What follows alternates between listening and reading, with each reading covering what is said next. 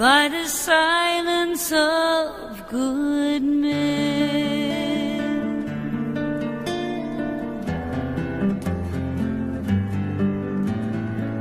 Silence is golden, well, that's what they say.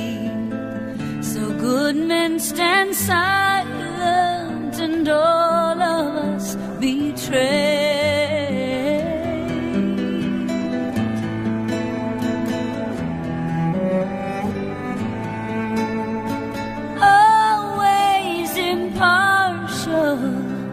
Just watching from the side, careful to cover the fears that they might hide. Don't have to tell lies or reach a helping hand, but their silence speaks across the whole land.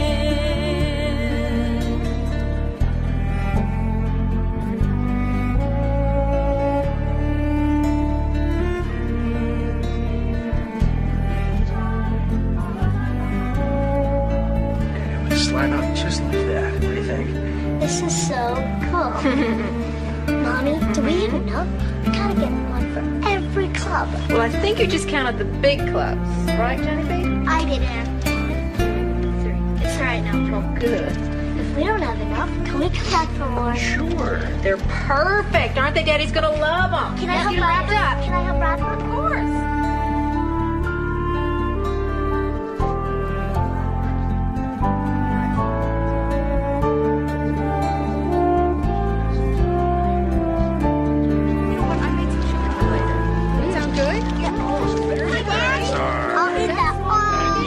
Don't ask. Oh, I will.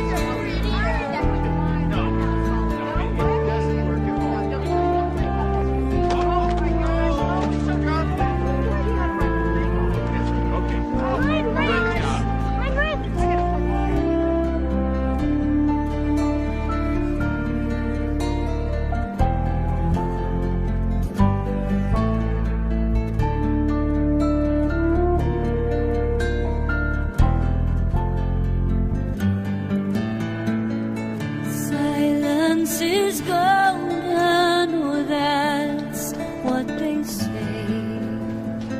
So good men stand silent and all of us betray.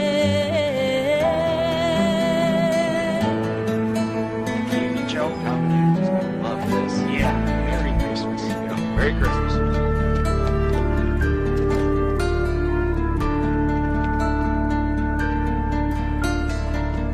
There's always evil that hides in this world, and then the evil endures by the silence of good men.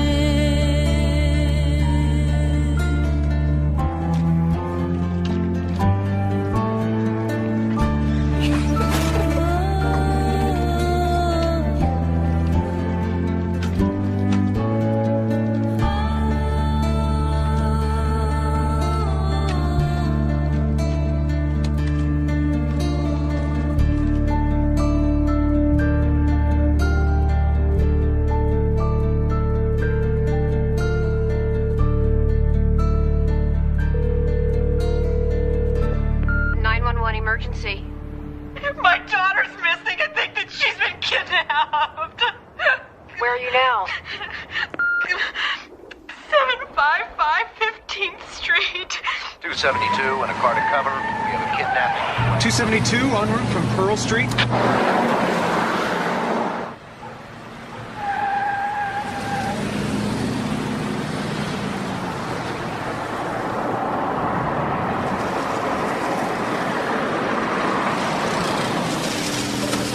Back here, 270. 305 on the civil standby. 217. This will be clear for the rest of My baby's gone. Somebody's kidnapped my baby. Came down from our bedroom, which is on the 3rd floor, and I stopped off at the laundry. stitches on the second floor so that I could just wash out one of her jumpsuits. And then I came downstairs, and that's when I saw it. It was here. It was right here. Shouldn't you close the airports? What about roadblocks? What do you do first? One moment, sir. Is this where you found it, ma'am? No, I found it right here on the stairs. Is it 8? Yeah, they said they were going to call between 8 and 10. What time is it? Honey, it's only a bit after 6. After you found this, what did you do? I ran back upstairs to her room, but she wasn't there. She wasn't in her bed. She was nowhere. Honey. They're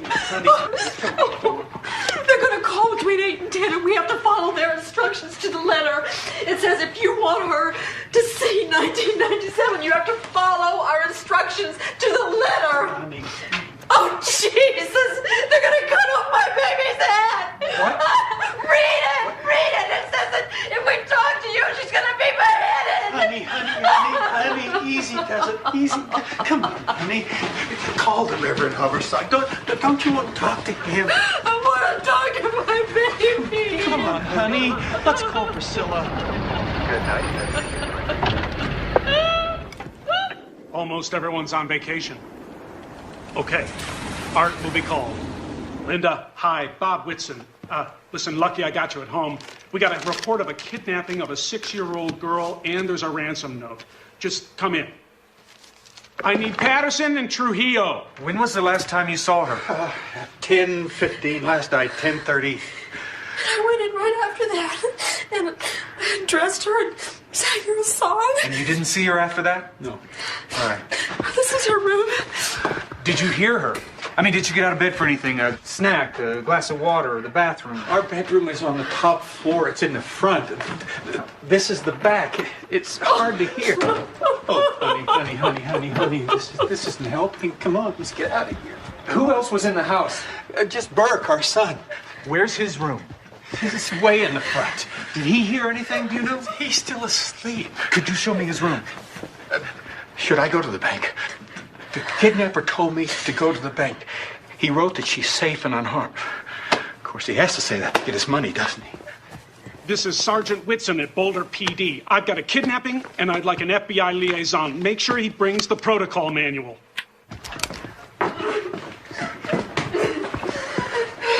Sergeant Whitson, I want to read you what's in the ransom note.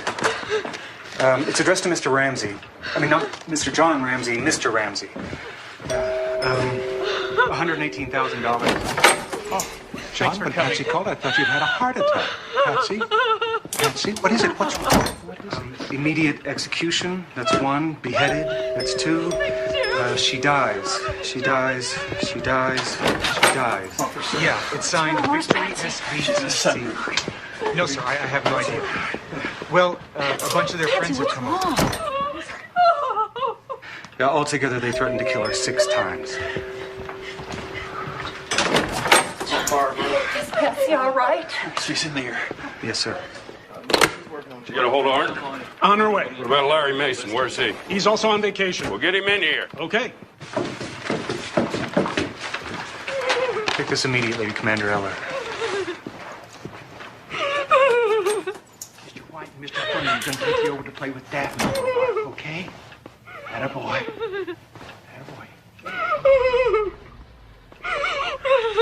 Okay, repeat. 404 up into Washington. Good night, sir. And repeat. Hello, Reverend Overstock. Thank you for coming. Of course, John. Family's well-to-do. Yeah.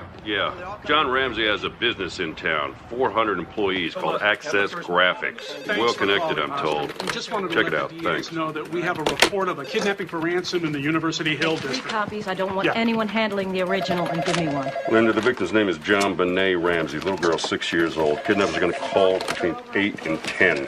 755 15th Street. That's where you're going. Parents are there.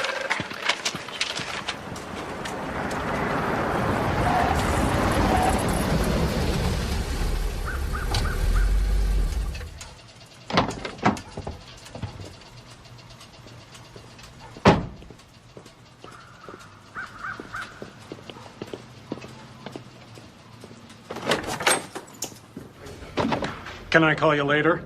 The FBI is here. Hey, Ron. Where are your people set up? In the house. The note says they're watching the house. You know what I find really strange about this? They only ask for $118,000. In John's case, they could have asked for $10 million. Whoever wrote it is educated. Attaché. That's not a word any thug can use. And hence. Who says hence? And use that good Southern common sense of yours. John's not from the South. Patsy's from the South. Maybe it was meant for Patsy. But it's addressed Mr. Ramsey. Patsy, don't you find that really weird?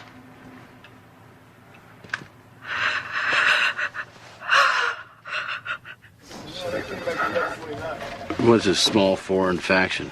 Terrorists. It's like the War and Peace or ransom notes.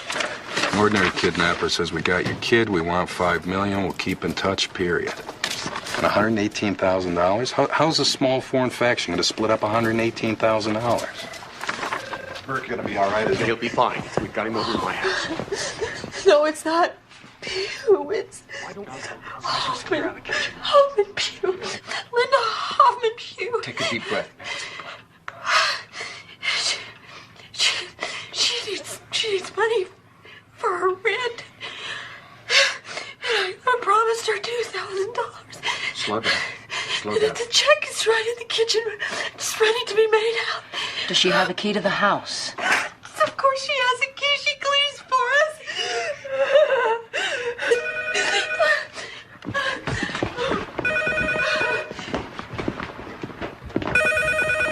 Wait. Let me get the recorder on. Hello? Look, can I call you back? I can't talk on this phone. Why didn't they take me instead? Why didn't they take me instead? Patsy, don't say that. Don't say that. I carried her upstairs and I read to her for a little while, and then Patsy came in and I went downstairs to get Burke ready. Did you lock the house when you came in? Do you have an alarm system? Oh my God. I never use it. Reichenbach, come over here. I want you to verify something for me. Look like a spider web to you? Yes, sir. I think so. It's pineapple. Patterson? John Ramsey just came in. Mr. Ramsey, do you have a minute? Yes? We need a writing sample from you, sir. Just a few words and maybe some samples from your wife, like a grocery list, something like that. There's bound to be something here in the kitchen. French, bring your guys in Maybe here. down by the phone here. We're going to clear the house of all officers and non-essential personnel. We're sealing JonBenet's bedroom, and I want you all, Mr. and Mrs. Fernie, Mr. and Mrs. White. Oh, yeah. I wrote this. And this list, this is Patsy's shopping list. Oh, good.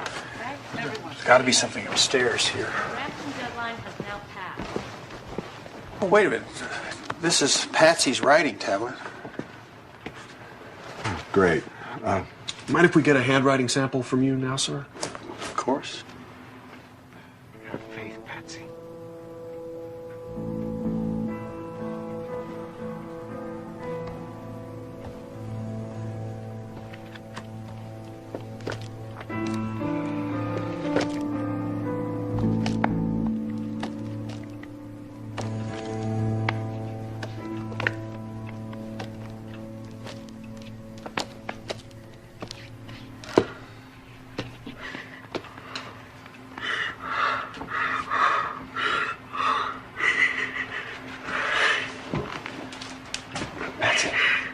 Pray with me. Let's pray together. Our Father, who art in heaven, hallowed be thy name. Thy kingdom come. Thy will be done on earth as it is in heaven. Enemies? That's a strong word. John Ramsey isn't the sort of man who makes enemies. What about Mr. Merrick? Well, he claimed Access owed him money, but it all got settled. How much money was he owed? You know, it came out to about the same as John's current bonus. Come again? John's bonus this year. It was $118,000. I don't want to borrow a dog from Aurora. Use one of the sheriff's dogs. Sheriff's dogs are ground scent dogs. We need an air scent dog. So that's what you learned at FBI school, huh? Mm-hmm. Yeah. Yeah, Mason's right here. Hold on. It's Art for you. Yeah, Art? Larry, I've got a house full of people wandering around, and I really could use some backup. This is a 3-story house plus a basement. I can't keep 9 people in sight all by myself. I even think John Ramsey left the house to get his mail a little while ago. Art, why don't you give Ramsey something to do? That way you'll know where he is and hang in there, okay? Hang in there? Yeah, hang in there.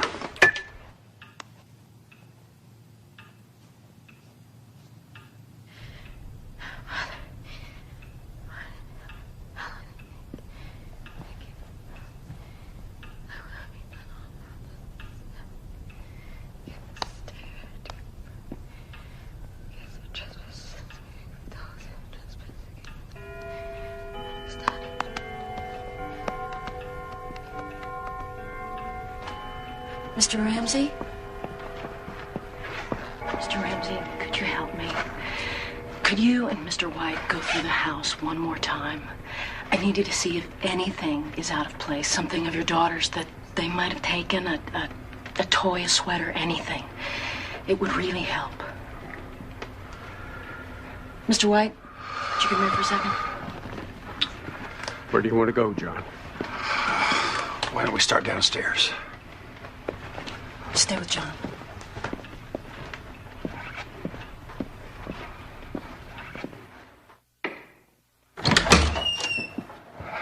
Let's go to Burke's training room first.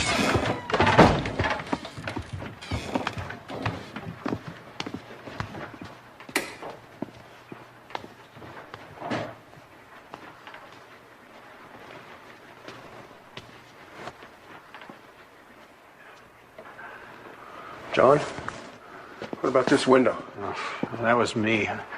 I got locked out in August and I broke the window so I could get in.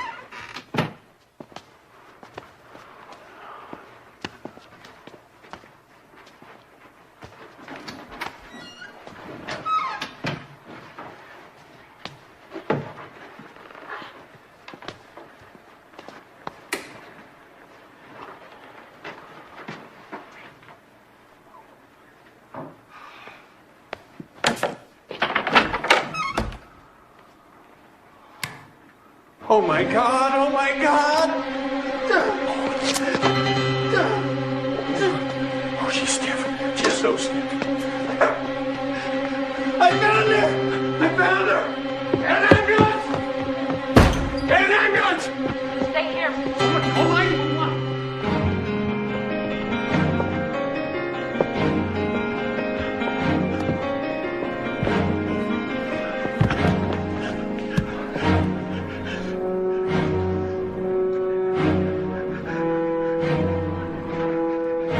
She's dead.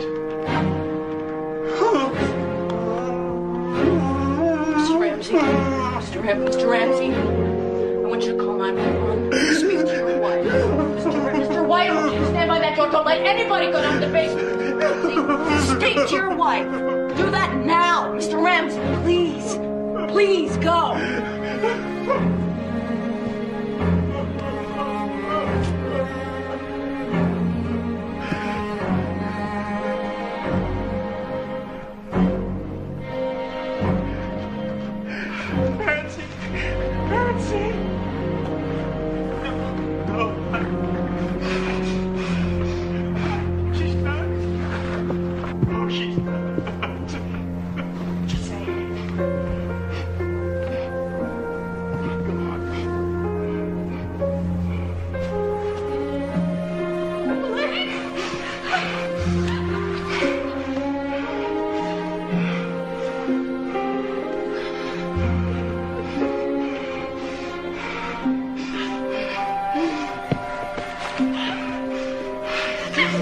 Somebody tell me what's going on. What is it? John.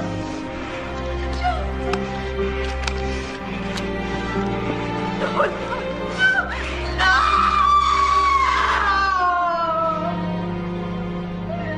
no. Yes, this is Detective Linda Arndt. I am at 755 15th Street, 755 15th Street. I need an ambulance. I need backup. I have a dead little girl.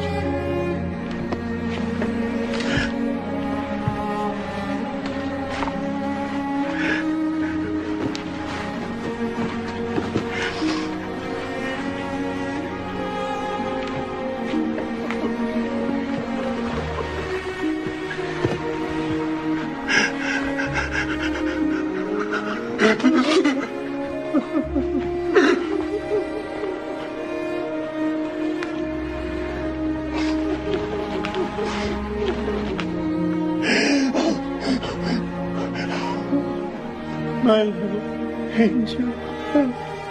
Oh, my little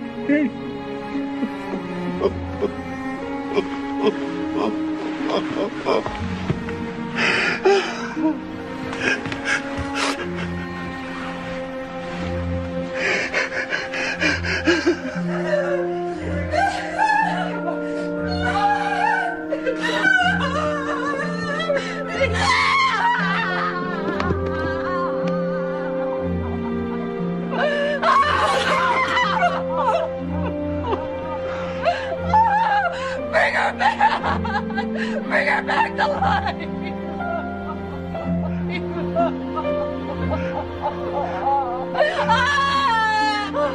Jesus, you raised Lazarus from the dead! Please raise my baby!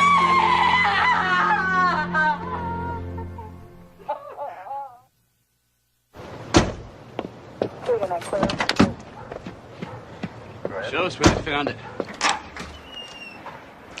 Down this way.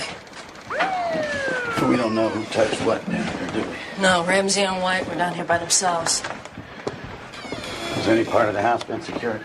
The little girl's room, Larry, that's all.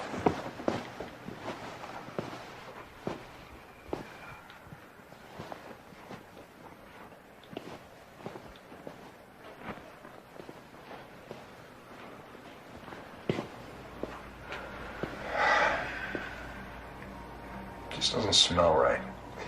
The strangler with a ligature, then place the kid in a blanket. Kidnappers are out of there in a heartbeat if something goes wrong. We need to secure this house. Linda, why don't you reserve a half dozen rooms at the Holiday Inn? Make sure that the parents are separated. We need to interview all these people. Yes, sir.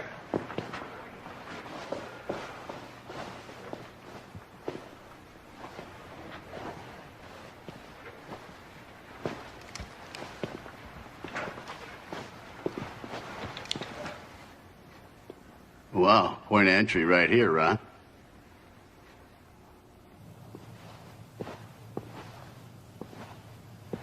That time we'll clear the house. Okay.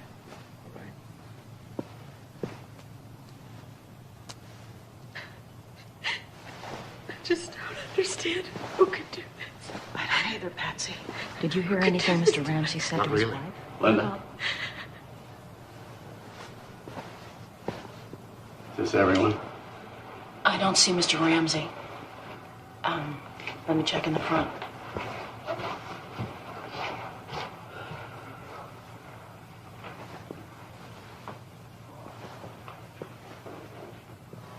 Can we take off before dark? I'll also have my older kids, maybe my brother and Patsy's sisters. Mr. Ramsey? That we get up into... Excuse me, sir, Mr. Ramsey? Mike, I'll call you back. Yes? Sergeant Larry Mason. Where are you going?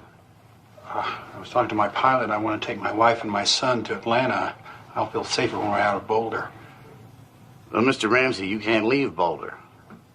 We have a lot of unfinished business here. We need to talk to you. And we've arranged to put you and your wife up at a nearby motel. We can all talk there. Motel? No, Mrs. Ramsey and I won't stay at a motel. The Fernies said we could stay with them, and that's what we'll do. The Fernies? All right, well, then we can all talk there. Can you give us a day? We just lost our child.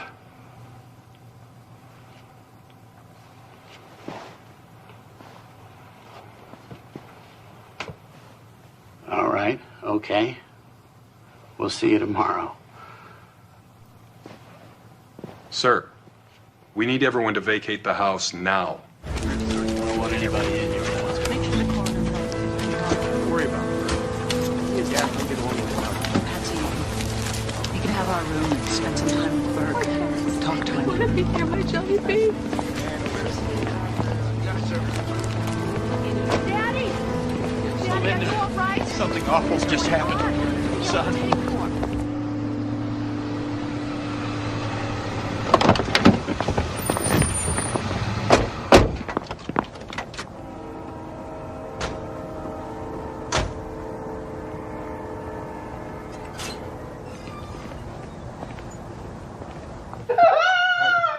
Linda, take a deep breath.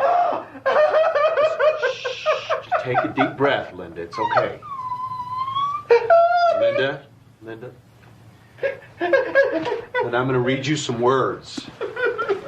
I need your help. I need you to print these out for me, okay? I'm going to read these words out, and you need to print them out for me, okay? What words? Just print Mr. Go ahead. Try it the short way, Linda. M.R. Dot. That's great, Linda. That's great. Now, print the word attaché. You need me to spell that for you? Okay. A-T-T. That's right. A-C-H-E. Great. Great. And now, beheaded. What? Beheaded. B. No. No. It's just a word. It's just a word. It did not happen to her. It's just a word. Go ahead.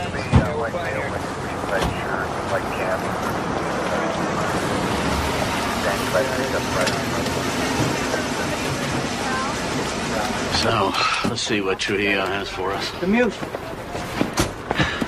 We should be all wrapped up by around 9:30. We could turn the house back over to the family then. Are you sure? It's a big house, and it's at night. I've seen it take 2 to 3 days to search a house a fraction the size of this one.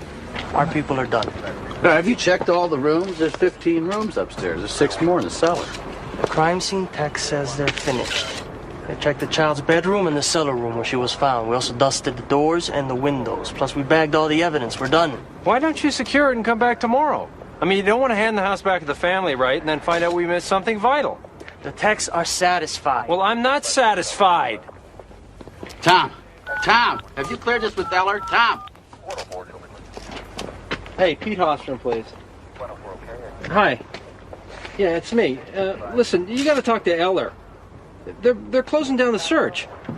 Crime scene belongs to the police. If we say we're finished with it, we're finished with it. It's your call to make absolutely. All I'm saying is, what's the rush? The Ramseys aren't in any hurry to sleep there. The child had duct tape across her mouth. We haven't found the roll that it came from yet. You should be scouring every closet, every drawer, every crawl space, vacuum for hairs and fibers. Look for footprints, shoe prints. It's a murder, Commander. I'm head of detectives, Hofstrom, and I sure as hell don't need a DA to tell me this is a murder. It's a murder, and we don't have any witness. In a murder without any witness, there's no such thing as too much physical evidence. You have to collect every scrap. This isn't right. This just is not right. I don't know. Maybe Eller knows something we don't know.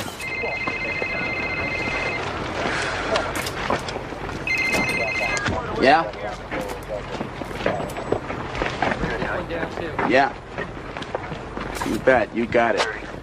All right, hold it. None of this stuff is coming down. Put the lights back up, put the tape back up. We're going to be here all night if we have to. You were definitely asleep, The scream was so loud and so terrifying, it woke me. but you only heard one scream. One wasn't enough. Sure it was a child's scream? I can tell a child scream from a grown-up scream. It was a child. Larry, I'm way past deadline. That's not my problem. Have you found any signs of a break-in? I got nothing to say. Have you made an arrest? Got nothing to say. Do you have a prime suspect? I have nothing to say. Well, do you have any suspects? I got Oh, nothing to come on, say. Larry, don't shut me out. I got a right to know. I don't care about your First Amendment. All I care about is solving this case. There's a dead little girl, and the public has a right to know if there's a murder on I the got loose. nothing to say. Oh, come on, then talk to me off the record. Tell me what I can and can't print off the record. Off the record. Turning the tape recorder off. Off the record. What do you want to know? Cause of death. Can't tell you that. Was she shot? No. Stabbed? No. So she was strangled? You can't print that. Can I print that she wasn't shot or stabbed? Yes, but you burned me on this there, I'll never speak another word to you, so help me God. Not one word.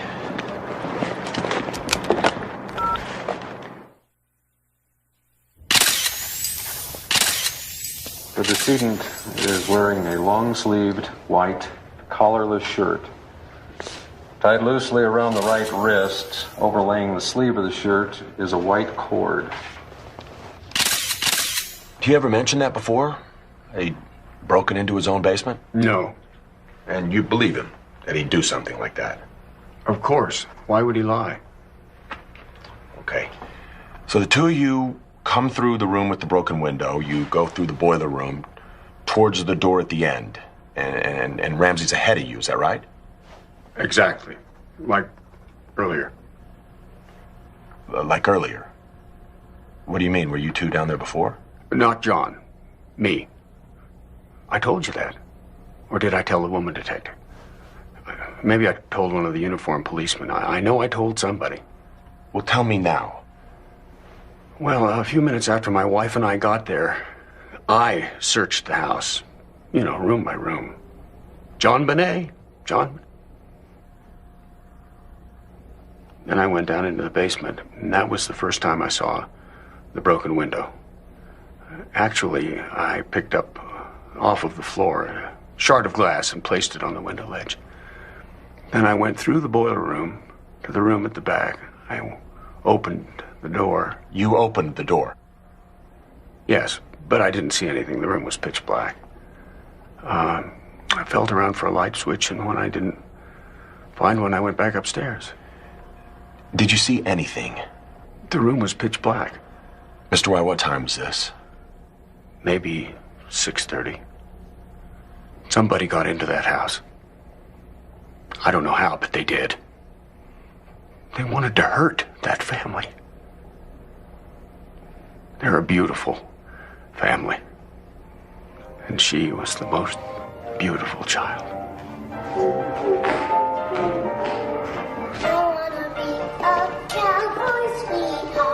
I want to learn to rope and to ride. Down on the plains and day, across the great divide. Good. Let's do it again. And again and again and again.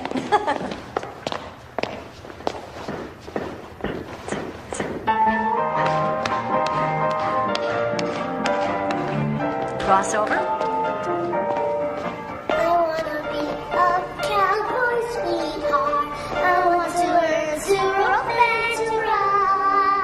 Pageants were Patsy's gigs. Well, she had the money, she had the costumes, and she had JonBenet. You've got the picture right there. Wrapped around the neck is a length of white cord, which is flattened and measures approximately 1/4 inch in width. It appears to be consistent with the cord that is around the wrist. This wooden stick is irregularly broken at both ends, and there are several colors of paint and glistening varnish on the surface. Fluorescent examination indicates smears of residue on upper right thigh. Marking is item 24. I hear she's still wet the bed. Is that true? Oh, yeah.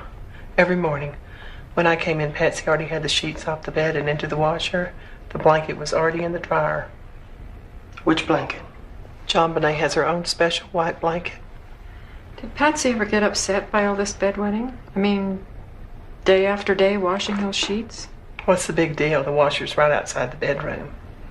Do you ever notice any unexplained bruises? Unexplained? You know, a bruise that doesn't look like it was made by a fall or a bump. No. Did she ever complain to you about being hit by either of her parents? No.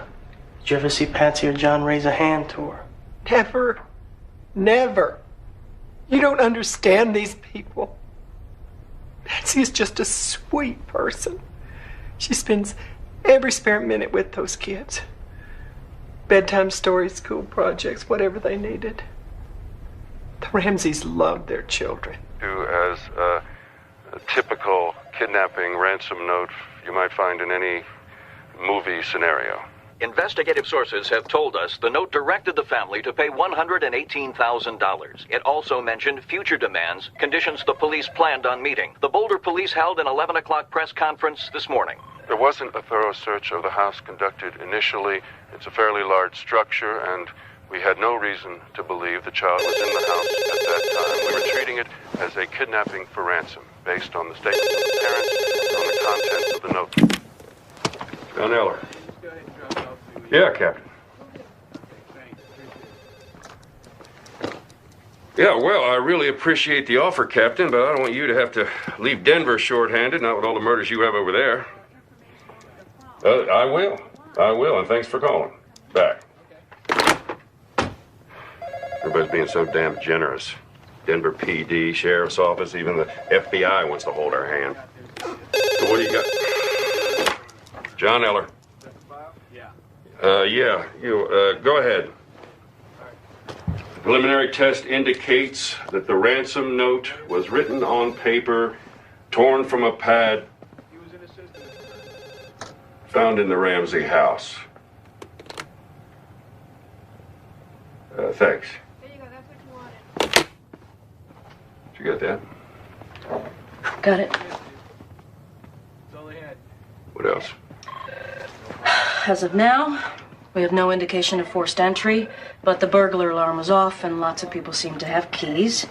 Meyer found a subdermal hematoma below a skull fracture, so it's possible a blow to the head contributed to her death, but it might have been the rope around her neck is what killed her, and still have no idea what room she was killed in.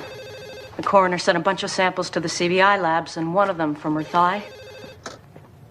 Looks like it might be semen. Semen. Okay. I want the Ramseys questioned as soon as possible. You know, Walker doesn't think there ever was a kidnapping. Well, I got a lot of questions, and I'm sure we should have asked them yesterday. Don't count on getting a whole lot from the mother. The lawyer says she's heavily medicated. Good evening, I'm Michael Bynum. I'm a friend of John's and general counsel for Access Graphics. Please, come in. Linda. They're, broken-hearted, doesn't even begin to express how they feel. Larry Mason, Boulder Police. Jeff Ramsey. Sergeant Mason, Detective Arndt, this is John's brother, Jeff. Mr. Ramsey, may I? Sure. Well, sir, first thing that we want you to know is that your help and your wife's help absolutely vital in helping us find the killer. What we need to do is go minute by minute through the other night and yesterday morning. Now? Well, sir, yes. Well, yes, sir, absolutely, now. And we found these things, Mr. Ramsey, now, and these that the sooner you get going, the better, while memory's still fresh. All I'm thinking about right now is my wife, your family. You saw her. Yes, sir, we understand, but for our purposes, we have to move on I this can't thing. think straight right now.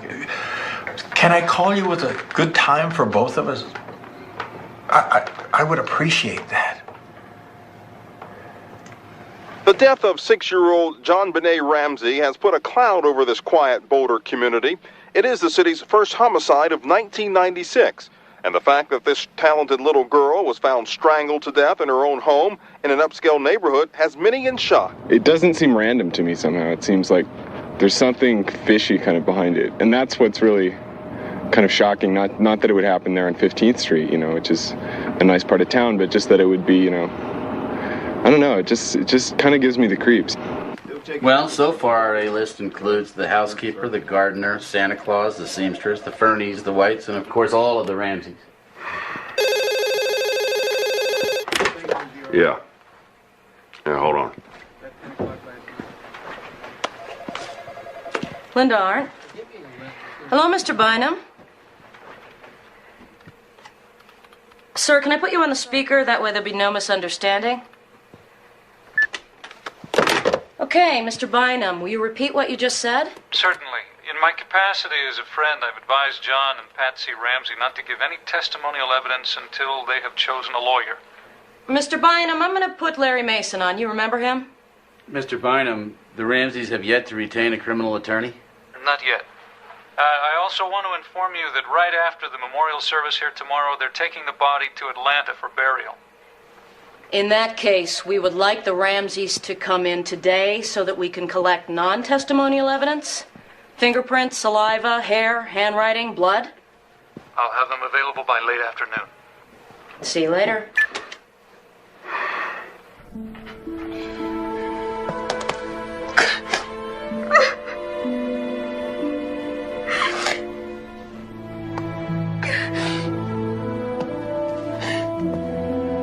Mr. Thomas, so find who killed my baby.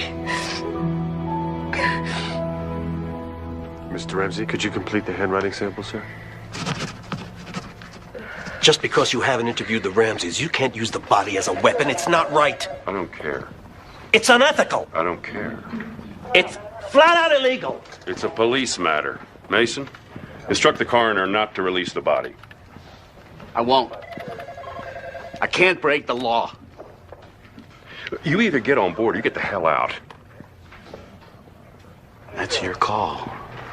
And you got it. Illegal. It's illegal.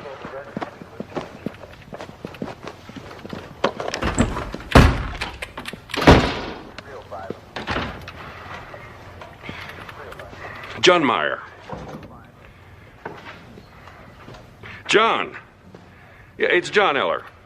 Listen, why don't you take another day or two with the Ramsey child? You might find some additional evidence. Yeah, well, then I'm asking you to hold the body. As a personal... Well, then I'm telling you, do it!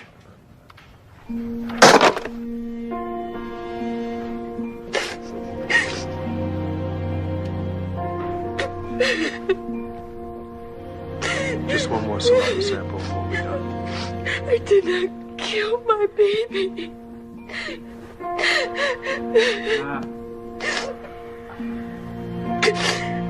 Brian, what's a year? What's that? What's a year? A year. Well, that is the amount of time it takes for the Earth to make a complete trip around the sun. So I've been around the sun almost 6 times. I guess you have, yeah. How many trips have you made? Oh, well, I've been around 27 times. So many trips. Yep. So many trips. Roses. Whoa, that's a big rose. Ow. Brian, do roses know their thorns can hurt? Well, I don't know if they know they can hurt. The thorn's there to protect the rose from animals. Let me see. Oh, don't pick up the leaves, JonBenet said to me. I want to play with them. She said her daddy and her did that last year. And,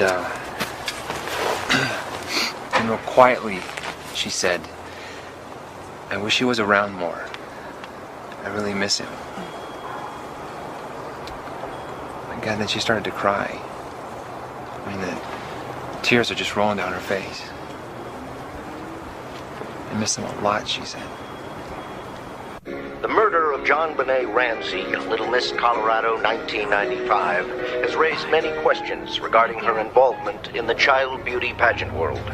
One of the murdered child's dance instructors has suggested that the provocative nature of JonBenet's performance was encouraged by her mother, herself a former Miss West Virginia. Critics argue these pageants sexualize young girls and inadvertently are creating a hunting ground for sexual predators.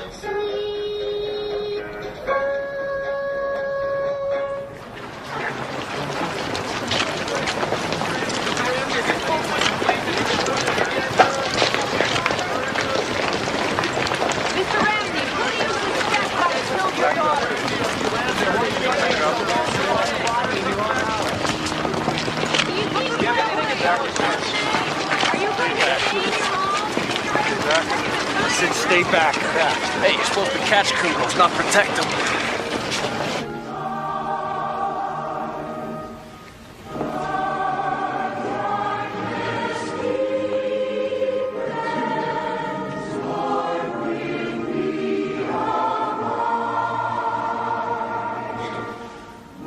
We live in a cruel world.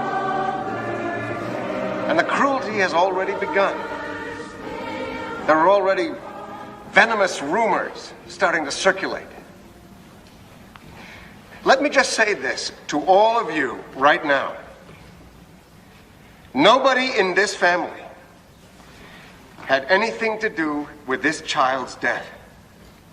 So we can only pray that this terrible thing can be resolved soon, so that this family can find some measure of peace in the knowledge that their child is with God, just as God is with them.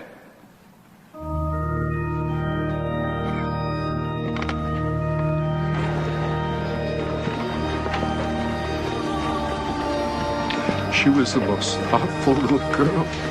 She was beautiful. Thank you. I'll always treasure her.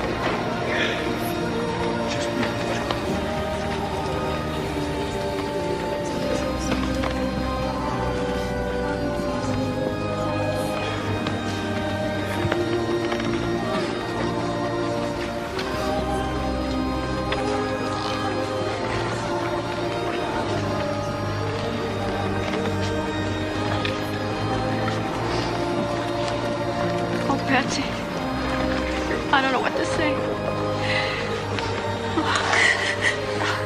She was so beautiful last time I saw her. The last time I saw her, she was dead and cold.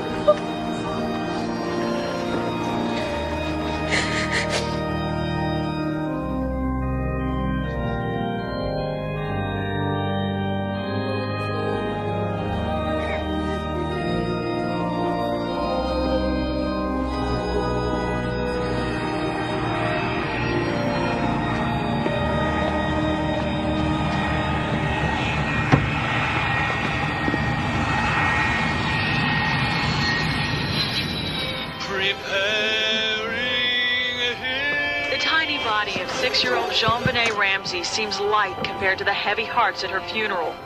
Her parents, John and Patsy, brought her back to their former Atlanta church, a place they used to call home. Family held one another tight, huddled close. Patsy told me that JonBenet and she sang together, wherever we go, whatever we do, we're gonna go through it together. JonBenet was found murdered in her Boulder, Colorado home the day after Christmas. The Little Miss Colorado beauty queen's life ended in strangulation. Today, her casket parted through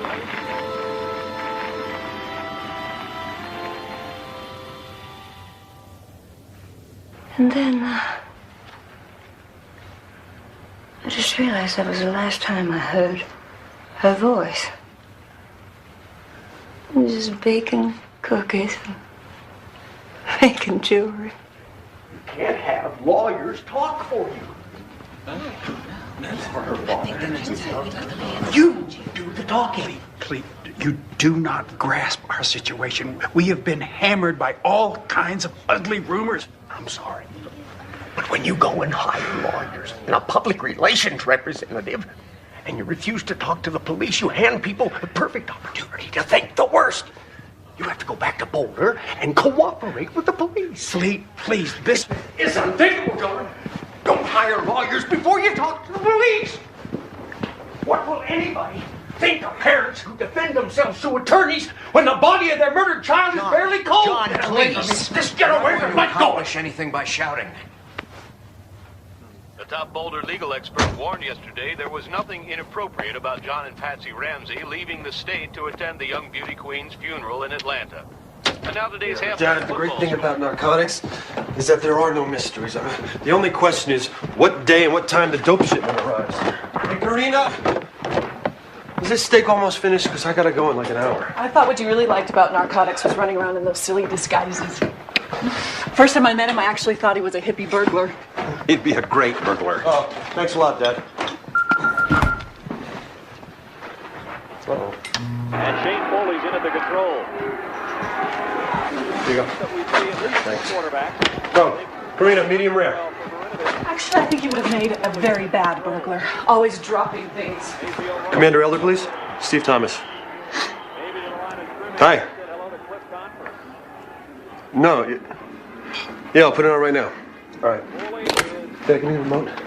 What channel is CNN on? 17. 17. For our grief to resolve itself, we now have to find out why this happened. There's been some question as to why you hired a defense attorney. It's not just an attorney. We're also assembling an investigative team. I want the best minds this country has available to help us resolve this. What is he talking about? We're the investigative team. What is he talking about? Outsiders outside of your family or circle of friends? Yes. Our family is a loving family. It's a gentle family. We have lost one child. We know how precious their lives are. Police interviewed you. All day on the day of her death. For hours they asked us questions. There is a killer on the loose. Absolutely. If I were a resident of Boulder, I would tell my friends to keep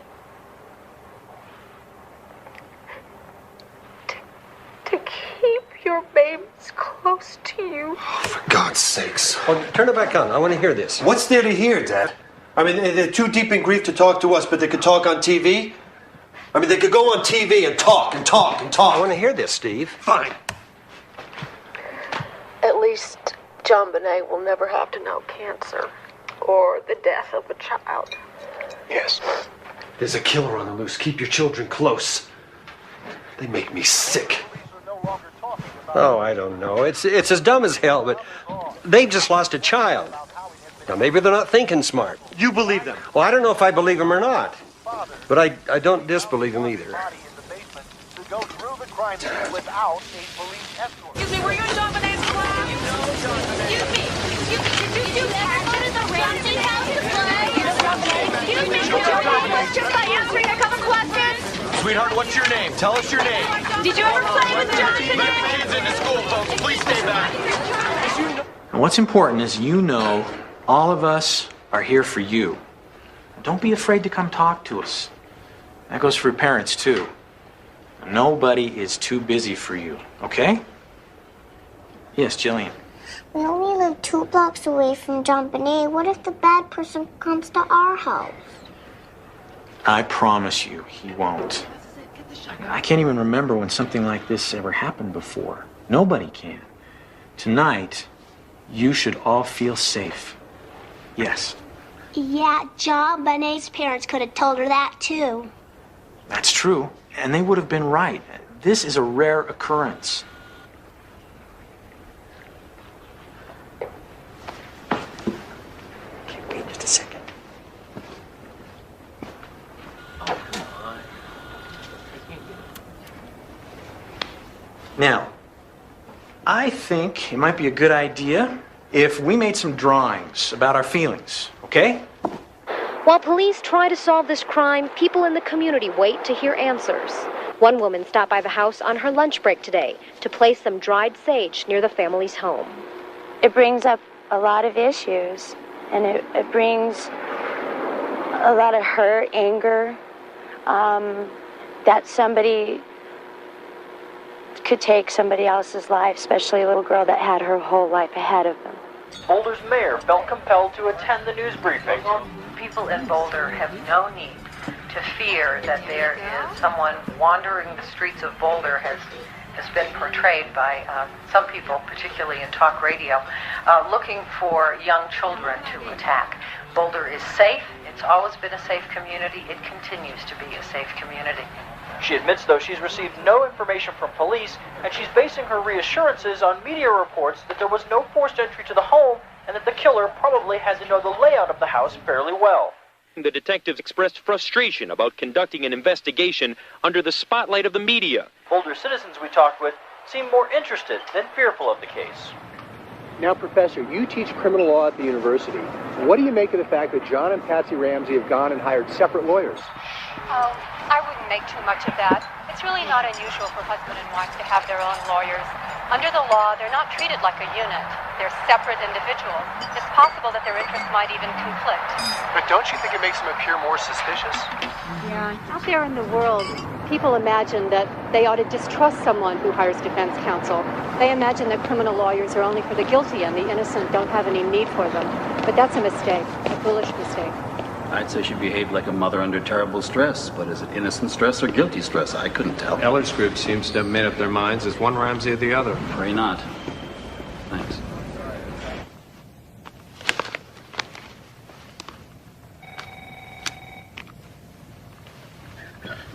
Hello, Alex. Hello, gentlemen. Oh, I agreed with you. I can see by your shirt.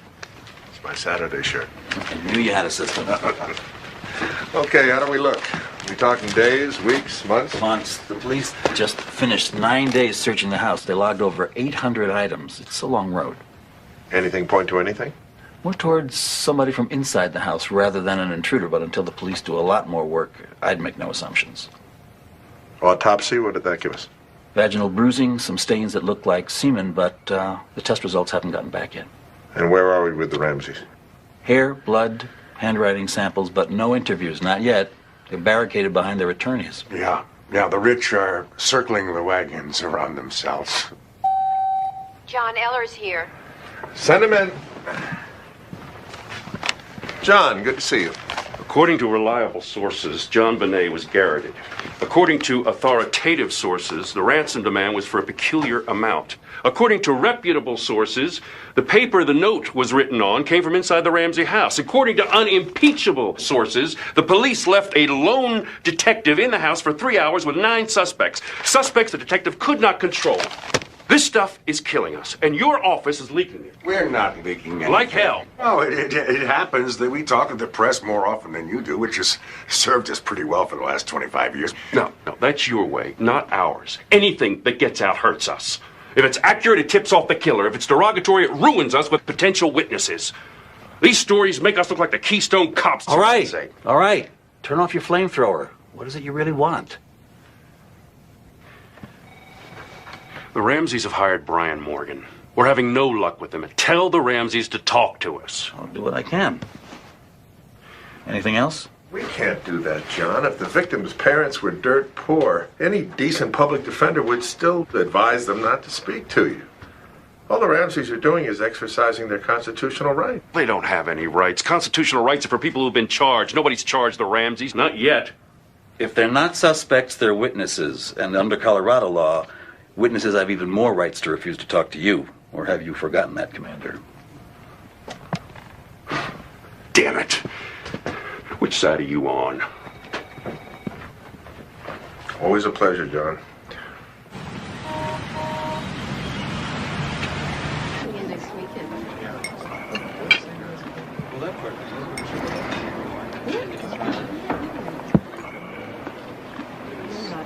Peter, you're asking the Ramseys to cooperate with a man who behaved exactly like a kidnapper.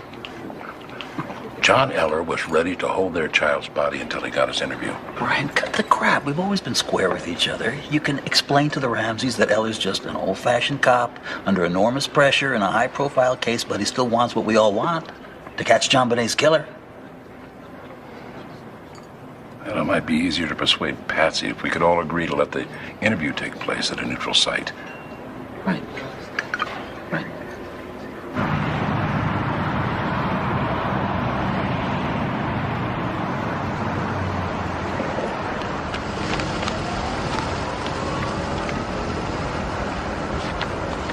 It's a white house somewhere around here. I don't know. It had a big circle driveway. She must have been 6 when these were taken. Do you believe in miracles? I didn't. But I was wrong. In the summer of 1993, Patsy was in stage 4 of ovarian cancer. And stage 4 supposedly kills you. Okay, my little baby doll. I want you to give this to Mommy. She's gonna really like it. I bet I will. Uh-huh. You be a good girl. Boy, that looks good. Oh. Is it good? It's delicious. Can you say that, Johnny P? What is it delicious? It is very tasty. What Grandma made is delicious. Now, is it, delectable? Oh, it is for sure delectable. What's delectable? Well, delectable is delicious plus plus, just like you, Angel. Delicious plus plus? Cool. Yeah. Cool. In May of 1994, she got well. The main thing that saved her was her family, her husband, and her children, and especially JonBenet. Mrs. Paul, having spent a lot of time visiting with your daughter, did you ever notice anything odd about JonBenet's toilet habits? Yes, you mean, when she would ask for any grown-up within shouting distance to wipe her? Any grown-up? No shame whatsoever. And anyone she called would wipe her? Oh, no. There's some people who thought she was old enough to wipe herself. But a doctor said that because of the regressed potty training because of Patsy's illness, this was not abnormal. Did you ever notice anyone go out of his way to wipe her? Well, who in the world would do that? Well, here we have a child who asks grown-ups to wipe her private parts. Is it possible someone might see that as an invitation? Oh, I'm not sure that I like what you're implying, sir. I'm not implying anything, Mrs. Paul. I'm just asking. This conversation is definitely over. I'd appreciate it if you left.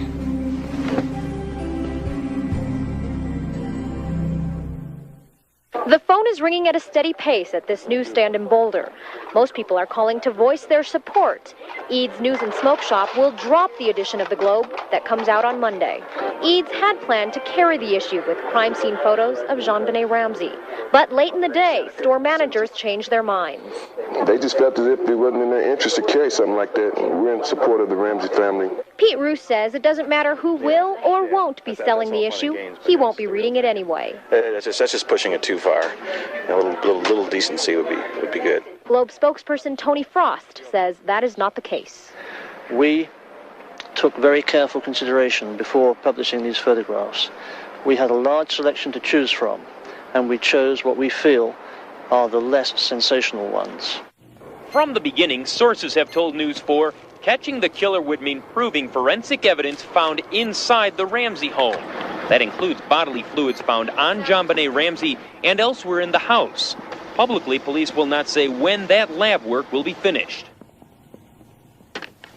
Here, grist for your mom. Why the hand delivery? Alex, you need to know Boulder PD has requested we no longer copy you on our findings in the Ramsey case. Wait a minute. Eller's withholding evidence from us? Pete, I don't take sides. You and Kobe's people need to get on the same page in this case. Thanks for the heads up. What does this say? A residue on her thigh was not semen? Smeared blood. You sure? We're sure. Then there's no evidence any male ejaculated on the child's body. Right. How did Eller react? I'm told he was counting on it being semen. John Ramsey's semen. Pete, there was vaginal bruising. Doesn't that indicate some kind of sexual contact? Yeah, you could make a case for that, but without ejaculation of some kind, the defense could argue that the bruising came from anything, from child masturbation or riding a new bike. If I were the defense attorney, heaven forbid, that's what I'd argue. You want to link this killing to a molestation, you got a real steep hill to climb. 1, there's no evidence of forced entry. 2, the ransom demand is for $118,000, which is exactly the same as John Ramsey's bonus, which it's unlikely that anyone else would know about that except someone in the family. 3, everything that we have found has pointed to Patsy Ramsey as the buyer of the cord and the duct tape. 4, the paper used for the ransom note came from one of Patsy Ramsey's own writing pads. And 5, the handwriting analysis of the ransom note excludes every single person that we have tested to date except for Patsy Ramsey. Now, we think we have enough probable cause for an arrest, and we would like your support in drafting up an arrest warrant immediately. Steve, I think you left a few things out. For instance, the open cellar window had a scuff mark below it and a suitcase below that. Yeah? Well, face it, you can't say for sure that Patsy Ramsey wrote that note. And you can't say for sure that she bought the tape or the cord. And even if she did, are you saying that she bought it with the intent to commit the crime? You can't prove that someone else didn't enter that house that night. You don't know where the child was killed and what the weapon was. You don't have a makeable case. You're not even close. Let us arrest her, put her into the system, and I promise you, when Patsy Ramsey is mugged and printed, and when the flash goes off in her face and the cell door slams shut behind her, she will fold, she will beg. No, if she begs at all, it'll be for her lawyer. The moment when Patsy Ramsey might have given it up is long gone. At least let us try. You've as much as admitted you want to arrest her to coerce a confession out of her. We can't permit that. Alex, this is done all the time. Not by me.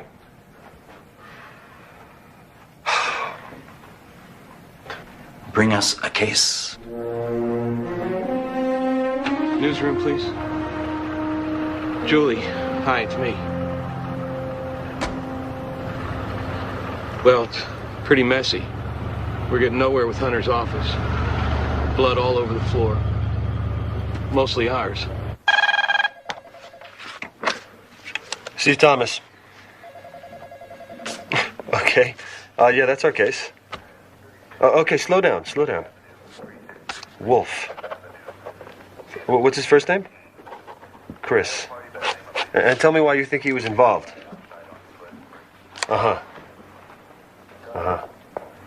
What's your name? Jackie Dilson. We went to a party, but then he wouldn't eat dinner with me, so I went to bed alone. So I wake up around 5:30. This is the morning of the 26th. Right.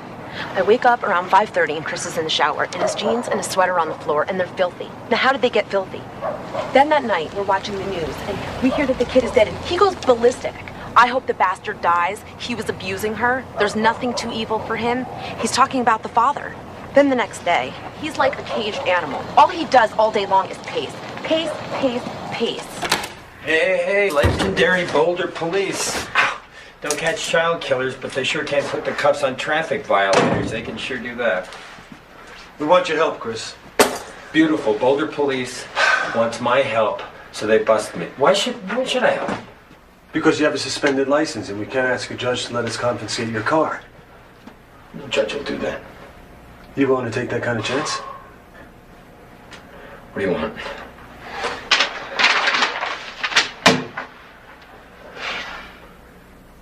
No. Sit down. What do you mean, no? No. N-O. No. I had nothing to do with it, and I'm not going to copy this. Well, if you didn't have anything to do with the crime, then what are you so afraid of? I'm just not going to take orders from you. You save it for the Mollies and the hill rats that you round up on Saturday nights. Hey, quick, smile. No. Pull your head up. Pull your head up! You like this wolf guy at all, or does he just piss you off? If you like him, we'll work him. If you're just pissed off, I don't want to waste any more time with this creep. He's here. Let's get samples. We can't unless we tie him to the Ramsey case. You want to spend half a day going through every minute of his life? No. I don't want to waste my time on this bastard. Let's book him on a suspended license.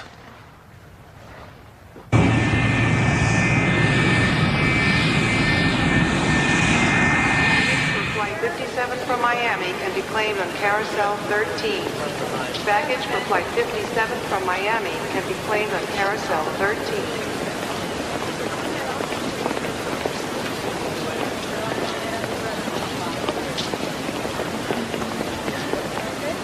Jeff. Craig, Hey, there you are. Sorry I'm late. No problem. I brought you some pictures. Yeah. These are all the players of the different people in Boulder. Okay. Now listen, I just want you to know that you're not under any kind of time pressure here. Don't feel like you've got to go out and turn up the story of the year your first day. Okay. Just take it easy, take your time, and try to make good sources. Oh, I have written for newspapers before. Yeah, so. but you've never covered a case like this before. Okay. You've got all my numbers, right? Yeah. Give me a call. All right, thanks, See Craig. you.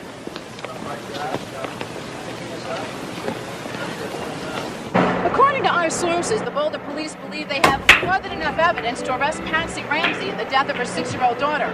Prosecutor Alex Hunter refuses to back them up. He claims there is insufficient evidence. Julie, did your sources tell us anything about that evidence? Well, they're being pretty coy about it, George, but they did indicate that they were searching for a history of sexual abuse in the family. Well, Megan, did you and JonBenet play anywhere else? Did you play in the bathroom? I don't know. You don't know? Honey, didn't you have a game you played in the tub? Did you ever play doctor in the tub? I don't know. Did you and JonBenet have any secrets? I don't have any. It's okay to have secrets. I don't have any secrets. Are you sure? I have secrets with all my girlfriends. Honey, listen. Why don't you do Mommy a favor? Go into the kitchen and see if they have any extra cookies. Hey. Give the nice lady back her badge. And say thank you. Thank you. You're welcome. Excuse me, I wasn't quite done with her.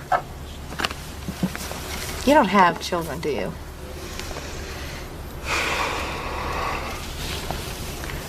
What's that got to do with it? Look, I was just trying to save us a little bit of time, all right? I was hoping that Megan would tell you that the day before Christmas when JonBenet was at our house, she had Megan all excited because she told her that Santa Claus was going to come visit her after Christmas. And I said, no, sweetie, Christmas is tonight. Santa Claus comes tonight.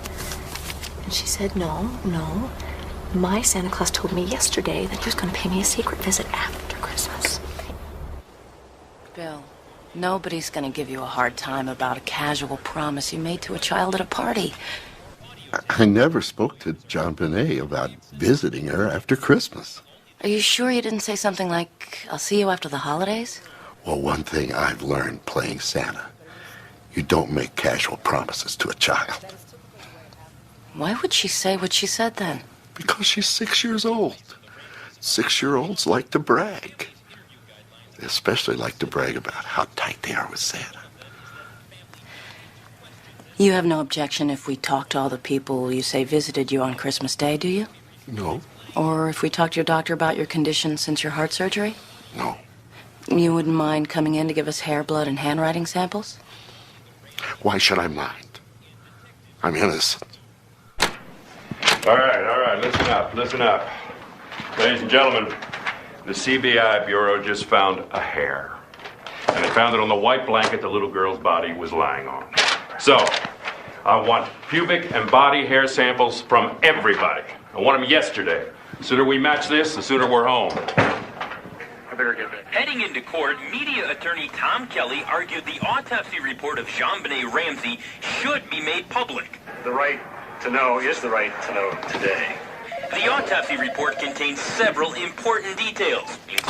According to several sources, because police failed to secure the Ramsey home until after the body was found.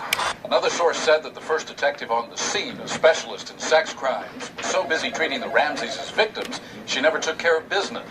There is not one story that doesn't make me out to be the person that screwed everything up. It's not fair. Say the stories are lies. You have got to protect me. Linda, you know that my policy is we do not discuss details of investigations with the press. You're hanging me out there, Chief. You know, if it bothers you that much, Linda, I can always take off the case, or I'll just reassign you.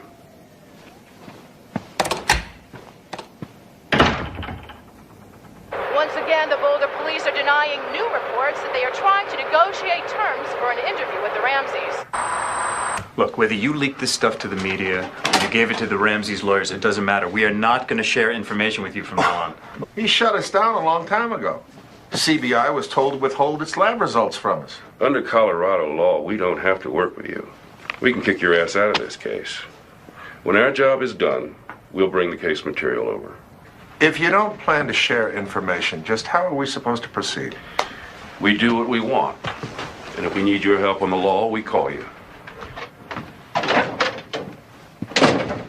He lets his people get so obsessed with the Ramseys, they won't even see another possibility. They ignore facts they don't like, They never discuss exculpatory evidence with us, and as soon as a suspect has a half-baked alibi, he's cleared. Kobe, do you understand what that means? You will never deliver what we need to prosecute this case. No sharing means the killer will walk. Is that okay with you? No, that's not okay with him, just as it's not okay with us. Tom, what do we do? What do we do? We let Eller investigate. That's what we do. And when he's finished, we let you prosecute. But in the meantime, why don't you and I hold a joint press conference and show the world that we're still on the same side? No. If the police want to go it alone, let Kobe go to the press alone. All right, well, how about we set up a joint war room right here in the Justice Center with everything we have, computers, files, the whole 9 yards, and our people and your people get together for status reports. What about that? So you're saying you will share your information with us? Well, I'm sure that Eller will want to limit accessibility to the computers to his guys, and he'll want to decide what information we pass on to you. But guys, come on, we're going to be reasonable. We know sooner or later you're going to get the case. I don't want to depend on John Eller. Maybe we'll hire our own investigator to review the case from a defense point of view, see what we're up against. Well, I don't know if Eller will be happy about that. Well, then he won't. Look, to tell you the truth, one of Eller's own detectives suggested Lou Smith just a couple of weeks ago. Before he retired, he closed over 150 murder cases. He's a legend. We'll make sure he stays on your side of the field.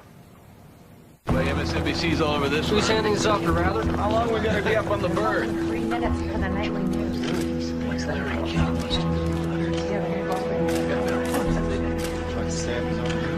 Beautiful. Walters is flying something. They look like the original eye. I have a gut feeling about this case that I don't usually get. And that is that we're going to solve this case. I am not going to file charges until I feel I have it. The road to justice will not be paved with shortcuts. I want to say something through you. I want to say something to the person or persons who committed this crime, to the person or persons who took this baby from us. The list of suspects narrows. Soon no one will be on that list but you. You have stripped us of any mercy we might have had at the beginning of this investigation. We are going to see that justice is served and that you pay for what you did. We will ensure that justice will be served for this community, for this nation, and most importantly, for JonBenet. Did a great job, Alex. Really Thanks. great. You did it again. You must know something that I don't know to sound so confident. I didn't know we were that close. I might have gotten a little carried away. Well, when making a profile, the FBI will begin by explaining to you that your daughter was at a low risk of being killed by a stranger. She was in bed, at home, in a good neighborhood. Both her parents are in the house. What stranger takes a chance invading a house under those conditions? And on top of that, JonBenet rarely came in contact with strangers. That's not true. She met strangers all the time at the pageants. Are you sure about that, Mrs. Ramsey? Didn't you keep a pretty close eye on her? How can you be sure that the FBI profilers would tell the Boulder police that somebody in our house killed our daughter? Look, Mr. Ramsey, after heading the behavioral science unit for 15 years, I can tell you that what they'll suggest, without saying it, is that either you or your wife was involved in the killing, the cover-up, or both. Just because we were home? No, they see a lot more than that. They see the note, and the cord, the tape, the noose, and all those things tell the profilers that the killer had no fear of being discovered during the crime. He or she felt absolutely comfortable in your house. Tying the cord around JonBenet's neck took time, Mr. Ramsey. Carrying her body down to the wine cellar and wrapping her in a blanket took time. But the perpetrator was in the cellar with her. Nobody could hear him down there. He could take all the time he wanted. Maybe. But the most important piece of behavioral evidence is still the note. When was it written? If it was written before, then maybe it's an attempted kidnapping. But if it was a kidnapping and it went wrong, why leave a note and take the chance that the police can identify the handwriting? So when was it written? Well, I can tell you this. The length points to it being written by someone who was in no hurry to get the hell out of your house. Now, trust me, this is a crime scene analysis, and based purely on that, the profilers are bound to like the two of you for the killings. But I've interviewed you and they haven't. You're what's missing from their appraisal. Yes. We have been missing. I think it's time. Brian, what's happening with negotiations for our interviews with the police? They're moving slowly. Can we speed them up? Not without making lots of concessions. If we have to, make them. It's time the police heard our side of the story. If John Douglas here believes we're innocent, why shouldn't they? Did you see the article in the Rocky Mountain News? Our sources say when the police arrived at the Ramseys' house the morning of the murders, they found no footprints in the snow. That's a terrible distortion. It is a distortion. There were footprints. These leaks make it look like the killer was inside the house all night, meaning a Ramsey, and they're coming from your guys. You don't know that. Come on, be real. Eller and his boys are sabotaging any case we bring in except a Ramsey. What if I get enough hard evidence to indict someone else? How do I stop a defense lawyer from making a case against the Ramseys to save his client? Oh, come on, that's a stretch, Alex. Not at all. Eller's created an atmosphere in which no other target is possible except the Ramseys. I tell you, he's not doing the job, and you've got to do something. Like what? Move Eller out. Oh, I can't do that. It'll look like the media put pressure on me to dump him. He won't get it done, Tom. All right, I'll lean on him to widen the investigation, but Alex, I'm not going to dump him. I can't do that. Come on. I just don't think it's a good idea, that's all. I think it'll work out fine if I could just have your support on it. You have my support. All right, then. Sure, I 100%. Good morning, everyone. May I introduce Lou Smith, who worked homicide in Colorado Springs for the last 30 years. As Chief Kobe and I have agreed, he'll be cataloging and reviewing the case for prosecution. This guy going to run our case from Thank the you, back Alex. seat? Hi. On my watch. Listen, we're going to have regularly scheduled status meetings here in our new war room to swap information. And I should also mention that Pete here is in close contact with the Ramseys' lawyers to get their clients to agree to an interview with our office. So anything you need, let us know. All right?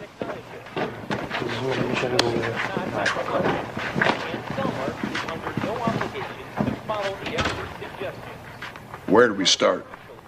You know what the cops in Charlotte are telling me about this guy? I can just imagine. He's completely out of his mind. Breaks into this house, takes this 2-year-old out of her crib within earshot of a babysitter, takes her outside, molests her, stuffs a cloth in her mouth and wraps her up in a blanket, leaves her for dead in a dumpster. Luckily, she lives. Then when they find him, he has this private shrine to JonBenet in his room. Masturbates in front of her pictures. I can't wait to meet him. What gate are we at? B3. John, I need some help here. Can you see your way clear, waving your rights and working with us? Are you up for that? As long as it's not about why I'm in here in the first place, sure. John, you know we can't always control where the questioning might Then be. the answer is no. Okay, I give you my word that if we actually... The answer is still no. Okay, Eustace. We confine ourselves to JonBenet. Before we ask you for anything. You want more hair? Is that enough? Wasn't there a note? There was, I'm sure of it, so handwriting, no? Any particular passage? Speaking to anyone, police, FBI, will result in your daughter being beheaded. How much of this crap do you want? That's enough for now. Can we get some saliva? Sure.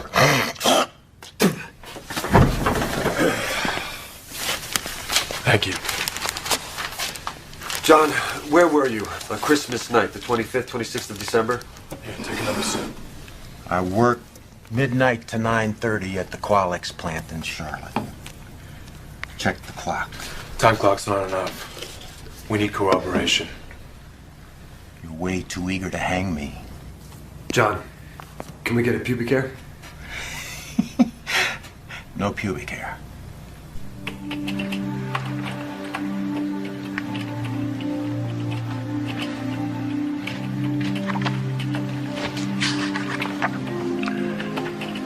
Trip, take a look at these marks.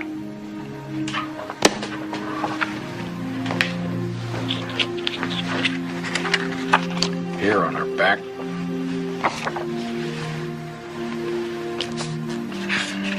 Here below the ear.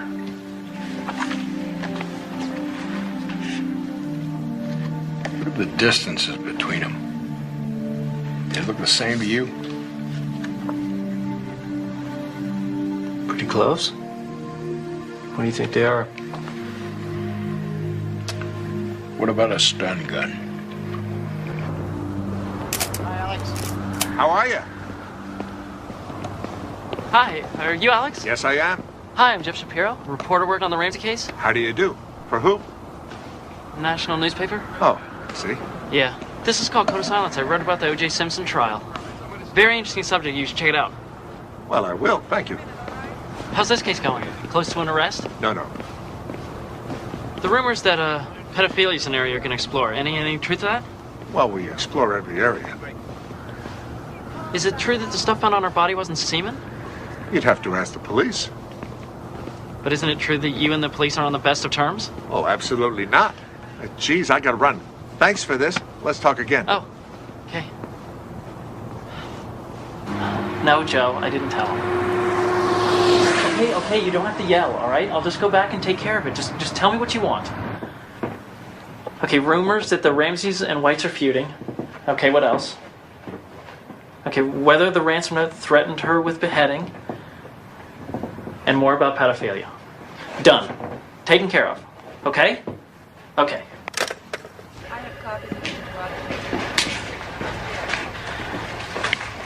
Hi, Alex Hunter, please. My name is Jeff Shapiro. Okay.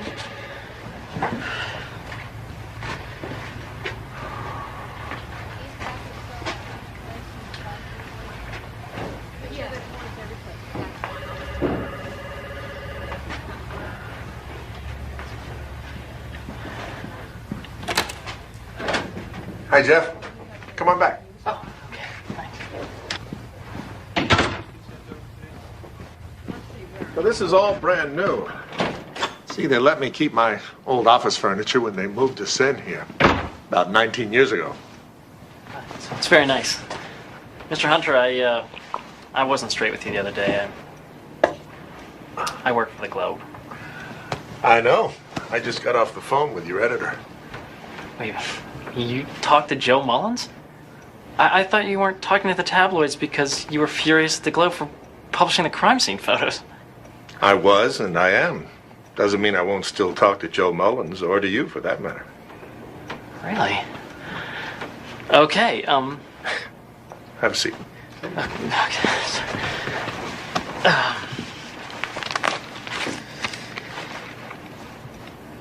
Okay, I heard a rumor that the ransom note threatened beheading. Is there anything to that?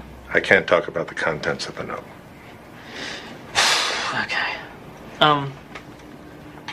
What did you mean when you said you were going to explore pedophilia? Don't be naive. You got a beautiful 6-year-old girl with a history of appearances in children's beauty pageants. How could we not explore pedophilia? Are you exploring the pageants? Well, we'd love to, but we don't have any useful sources in that world, and even if we had them, we couldn't pay anybody. Not the way the tabloids can if they want to. It is an interesting area. There are lots of interesting areas in this case, Jeff. And maybe in time, you'll find something of interest to me. Okay. Boulder Police asked the FBI Child Abduction and Serial Killer Unit to review the conditions for a Ramsey interview. The FBI's conclusion? The conditions were unacceptable. The Ramseys say they're still willing to talk to Boulder authorities, at least for now. The Boulder Police say they still want to talk to the Ramseys, as long as the conditions laid down lead to what in their estimation would be worthwhile interviews. The interviews will be conducted by 2 Boulder police detectives chosen in consultation with Alex. Are Alex's own investigators eligible? No, strictly Boulder PD. It's their case. Okay?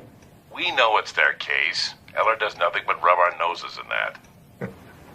Okay? Brian, is that okay? Can you sit in as an observer? It's up to the police, but I will ask. Now, we have to talk about location. It has to be someplace official. We'd find your offices acceptable. Okay, our offices. All right, we're all agreed on April 30th starting at 9. That's fine. Thank you.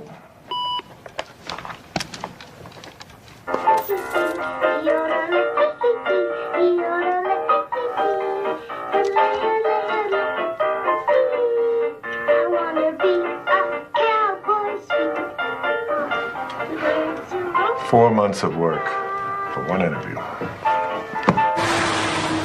The autopsy report shows pineapple in the small intestines. Patsy told Art that the last thing JonBenet ate was cracked crab at the Whites. Whereas this autopsy report shows that she could have eaten that pineapple later than that. Okay, let's not mention the pineapple. Just let Patsy lock herself into whatever story she tells. Hey, I thought you were in California. Just landed. Look what I got. This is a section of Patsy Ramsey's 911 call that she made at 5:52 a.m. as enhanced by the super text at Aerospace.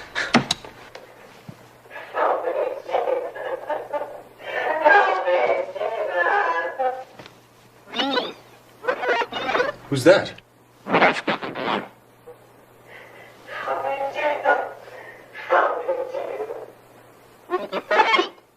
Who is that? I mean, the tape's not very clear. There were only 2 kids in that house. Burke? The brother?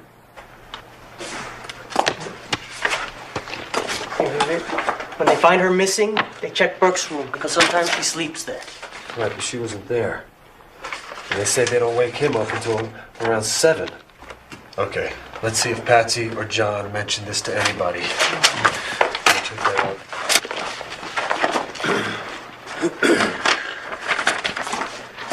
No. No. Burke's not even mentioned. Okay. She's, crazed out of her mind. She's screaming for Jesus. She doesn't see her son. Oh, far-fetched here. But John answers him. Which means that he sees him and hears him. I mean, why didn't John tell anybody? And I can't wait to see the look on their faces when No.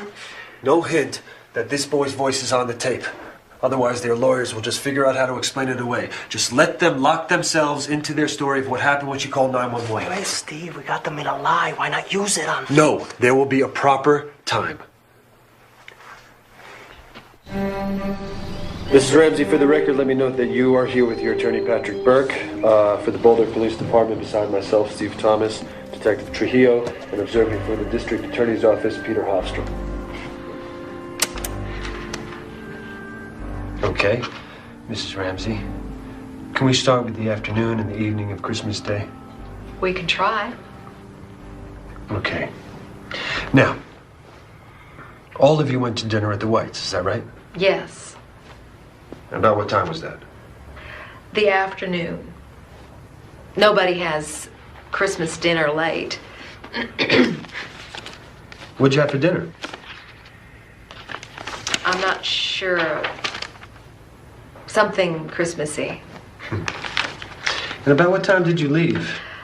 Let me think. We left Fleet and Priscilla. We stopped by the Walkers and then the Steins. So we got home probably around 10, which means that we left the Whites, I'd say at 9. Does that sound right to you? She fell asleep in the car. My husband carried her up to her bedroom. And then you went upstairs to say goodnight to her? Yes, to kiss her goodnight. I undressed her as well. John had just taken off her shoes. He then went downstairs. Burke was playing with one of his presents, and John went down to get him ready for bed. Did JonBenet wake up? No. Not even when you undressed her? Kids sleep through that all the time. What was the last thing JonBenet ate? Do you recall? Whatever it was that we ate at the Whites, I don't remember what it was. Did she have anything when she got home? Not that I remember.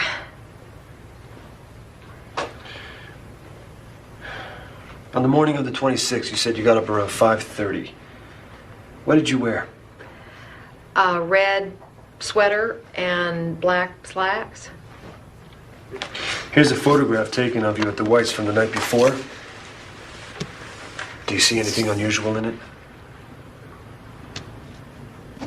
No, not really.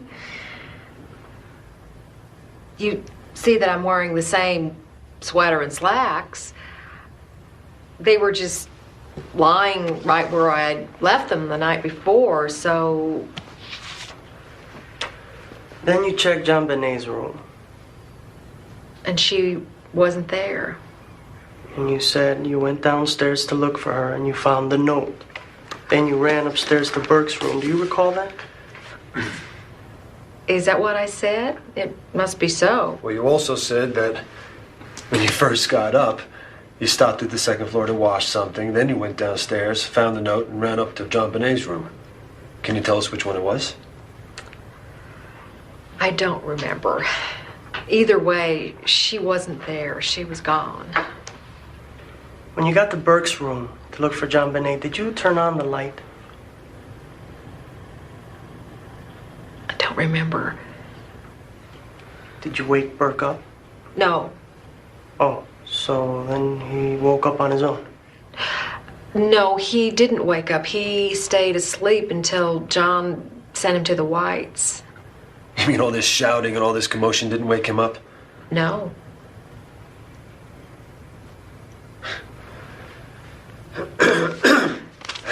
Mrs. Ramsey, how do you feel about the fact that handwriting experts believe that you wrote the ransom note? I didn't know that. Do people believe that? Well, why do you think the handwriting on the note looks like yours? It looks that way because it may have been written by a woman. You think that this woman wrote it the way she did to make it look like your handwriting? I couldn't say. It's possible, isn't it? Do you think that's why she used your pad to write the note on? My pad. Your pad was used to write the note on. It was? Well, I don't know what to make of that at all. You don't? You heard your wife cry out. You ran down, you read the note, and you told your wife to call 911. Seems right. I couldn't swear. And your son was asleep all this time? Yes, until I woke him up to send him to stay with Fleet White. And when was that? Around 7. After your wife called 911, she called the Fernies and the Whites to come over? Yes, and a few minutes later the first policeman arrived. And then not long after that, John Fernie, the Whites, then Reverend Haverstock. And you all sat there waiting for the kidnappers to call? Well, Patsy and I answered lots of questions from the officers, and we all tried to figure out what the note meant. I spoke to my older children, my banker, and around 10 I went downstairs to check on a window. Downstairs? Yes, down to the cellar. There's a broken window down there, and I wanted to check it out. It was open. I may have closed it. Did you tell any of the detectives about this window? No. Why not? No special reason, I just didn't. When you went down there, did you go into the boiler room? No, I had no reason to. There's no window in the boiler room. Nobody could have gotten in that way. At 1 o'clock, when Detective Varn asked you to do another search of the house, why did you go straight into the basement? I didn't really think about it. She said, let's take a look downstairs. Well, did you know that Fleet White went into the same room that morning and saw nothing? How do you explain that he saw nothing? I just can't explain it. Just a few minutes after you found your daughter's body, you called your pilot to arrange a flight out of state. Why? Why'd you do that? I wanted to get Patsy and Burke back to Atlanta. I thought we'd be safer there. You didn't feel safe here in Boulder? My daughter had just been killed. Why would we feel safe? Mr. Ramsey, have you told us the truth here today? Yes. How do you feel about lie detector tests? If they're accurate, I'm for them. Would you take one? No.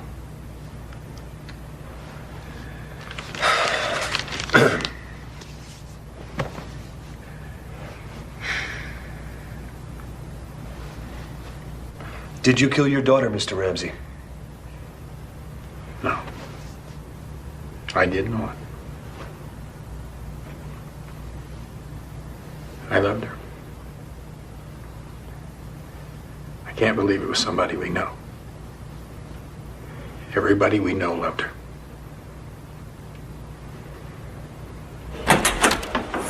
You need to relax, man. All right? Here, take some aspirin, man. Relax. He didn't kill anybody. But she couldn't put two sentences together without lying. And you know that's true. No, I don't know. Mr. Thomas, do you mind if we go back to a question you asked? No, not at all. During the break, I remembered what JonBenet last ate at the Whites. It was cracked crab. Nothing else? Nothing when she got home? No pie, no ice cream, no candy? No, she was asleep. Mrs. Ramsey, how would you feel about taking a polygraph? You mean a lie detector test? Right. I'll take 10 of them. I'm glad to hear that, ma'am.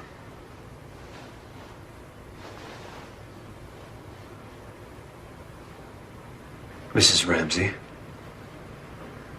did you kill your daughter? I did not kill my child. Did you write the ransom note? No. Is this the lie detector test? No, no. It's just an example of how it might work. Who do you think killed your daughter? I don't know. I have asked myself that a million times, and I don't know. It may be somebody who has a key. There's lots of people who have keys. Who, for example? The cleaning lady, for one. Oh, she has a pretty strong alibi. Well, the old couple across the street, they have a key. They watch our house when we're away. Their alibi is good, too. Mm-hmm. The other cleaning lady, the babysitter, one of them might have done it. Well, which one do you think is most likely? I don't know. I just don't know.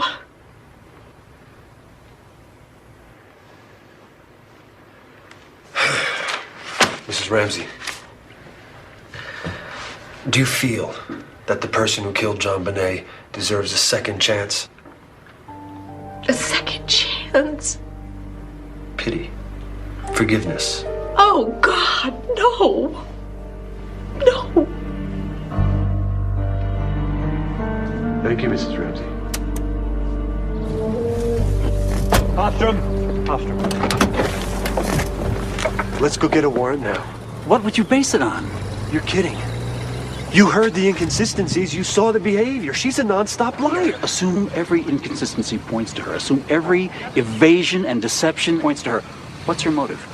The law does not require motive. That's true, but when you have no witnesses, no forensic evidence that's wholly clear-cut, plus a mother who has no history of mistreating her child, you'd better have a motive. Anywhere else we could arrest her, but Boulder we can't. I'm sorry, Thomas. Don't be sorry for me. Be sorry for JonBenet. I'm Patsy Ramsey, JonBenet's mother, and I'm late. Hey, what's wrong? Peter Ostrom, that's what's wrong. What's the friggin' Bill of Rights? I'm appalled. What is this? Yeah, I've been watching it. Looks like the Ramseys have decided to go public. Oh. Be involved in I can't take this. hideous, heinous crime. Wait a I minute. love that child with She's wearing the same clothes she had on yesterday in my interview. heart and soul. Women like Patsy Ramsey never wear the same clothes 2 days in a row. No. You know what she's doing? She's trying to tell me that it was perfectly normal for her to have worn that red sweater 2 days in a row. That's what she's doing. Some of you may have seen the ad that we placed in our local Daily Cameron newspaper. This reward money has been offered since the death of JonBenet, but we felt that we weren't getting it out to the public enough.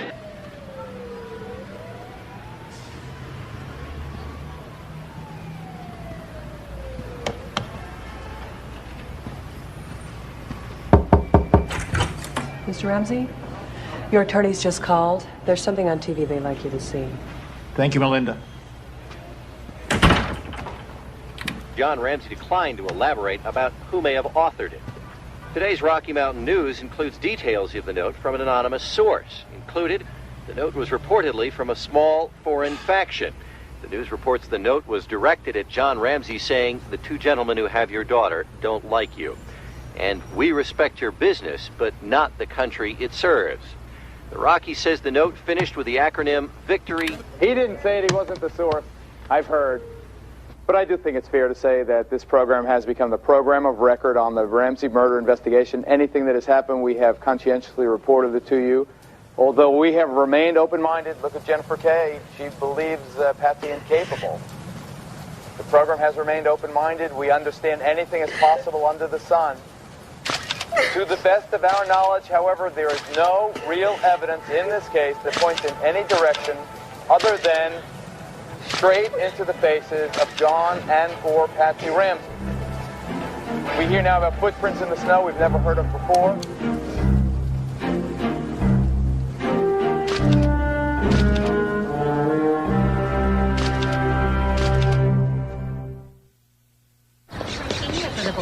I think it'll be about the same as last year.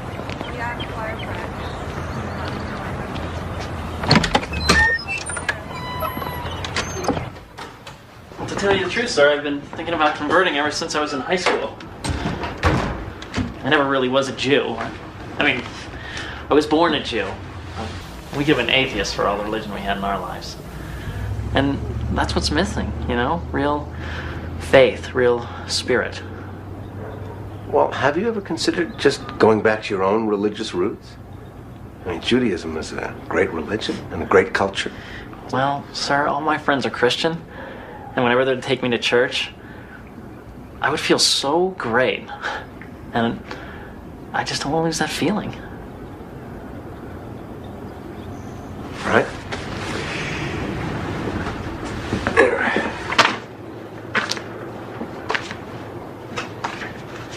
Why don't you read through a few of these? Come to our seminars, come to our services, and we'll sort of go a step at a time, huh? Learn about one another, okay? Okay. Thank you. Thanks a lot. For the sake of your Son, Jesus Christ, have mercy on us and forgive us, that we may delight in your will and walk in your ways, with the glory of your name. Amen. Amen. Please, please. Almighty God, have mercy on you, forgive you all your sins through our Lord Jesus Christ, strengthen you in all goodness, and by the power of the Holy Spirit, keep you in eternal life. Amen.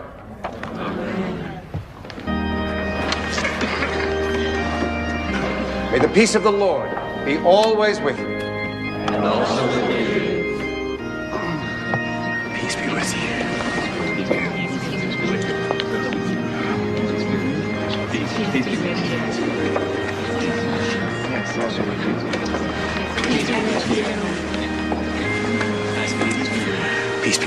Peace be with you. Peace be with you. Peace be with you. Peace be with you. Peace be with you. Peace be with you.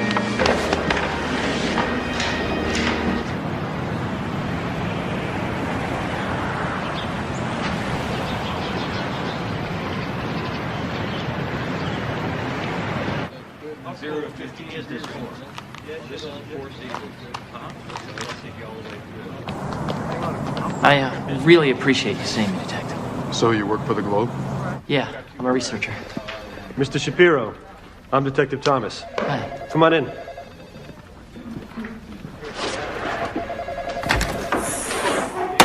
Mind if I pat you down?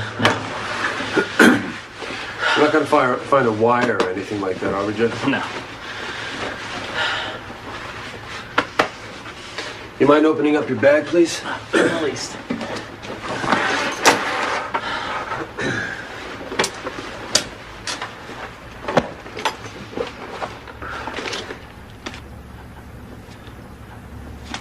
I got the rope at the Army-Navy store and the books from the library. Why do you think this cord means something? I believe that is a match to the one that was found around JonBenet's neck. Well, how would you know that? Well, the Globe published the autopsy photos, which I thought was morally reprehensible. Just by looking at a photo published in a tabloid, you decided that this cord was a match. Yeah, as far as I could see, yes. In 1872, when Spain colonized the Philippines, they used the garrote to execute the natives? I'm lost here. Is JonBenet killed because she's a Philippine revolutionary? Look, John Ramsey was stationed in the Philippines at Subic Bay. He would know about the garrote. You got any other bright ideas? Autoerotic asphyxiation. Take a seat. Sexual pleasure can be enhanced when you cut off the oxygen supply. Jeff, autoerotic asphyxiation means that you cut off your own oxygen supply. How does that fit in here? He's just another homicide groupie. He just wants to sit with us. Jeff, why don't you go back to your little tabloid, turn on your computer, and go into one of those chat rooms? Your theory doesn't fit. Alex Hunter seems to think it fits. How do you know that? He told me. You talked to Hunter about this case? Almost every day. I mean, sometimes I spend hours in his office. Bull. Well, what else do you and Hunter talk about? You name it. Other interesting possibilities. We just sit around and hash out different theories. Which are what kind of theories? Variations on the intruder possibilities. Jeff, you're beautiful. I'll tell you what. You have another good idea? You come to us. You might get better action. The majority of Boulder police officers have long distrusted Alex Hunter and his staff, but now with the media putting the spotlight on Boulder, Colorado, it's only made it Eller's making us look bad again. It's a big problem. God, I hate that bastard. First he withholds evidence from my office, and then his boys leak what's been withheld so they can give it a little spin. Son of a bitch. Is there anything I can do? Like what? I mean, should my paper, do some background on Eller? You know, there may be something here in his resume. A couple of years ago, he worked for the police consortium, and there were rumors. What kind of rumors? That he had to leave his job early because of some, sexual harassment stuff. If that is true, that is some story. That's what I keep telling people.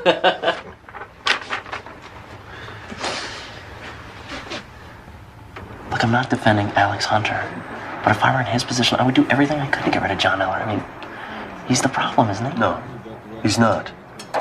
Eller's a cop's cop who won't kiss Hunter's butt. Hunter is the problem. Hunter's a slimy politician who can't stand it when people like us want to put murderers.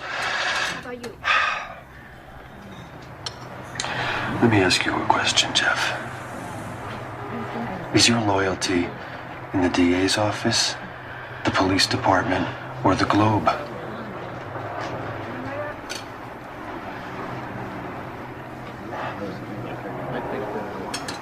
My loyalty is to JonBenet. And I will work with whoever I have to work with to do whatever it takes to avenge that little girl.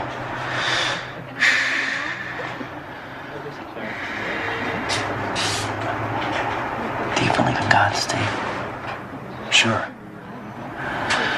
Well, I believe that God chooses a path for us all. And mine has been chosen. That's why I'm here. To help. To help you.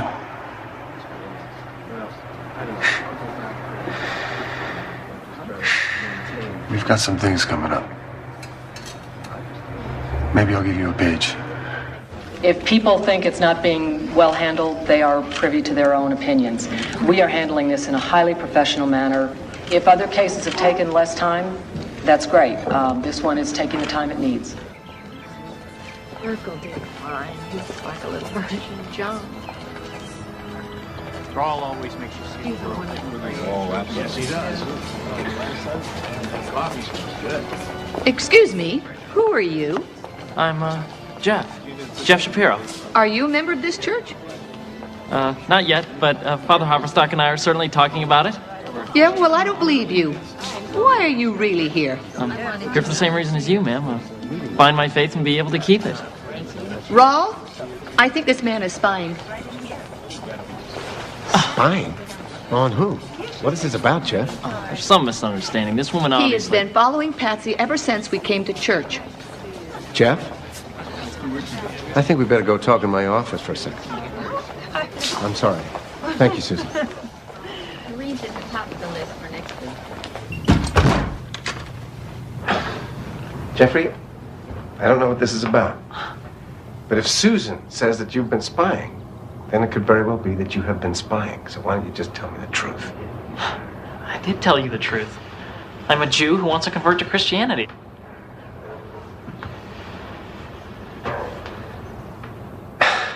I'm afraid I'm going to have to ask to see your driver's license.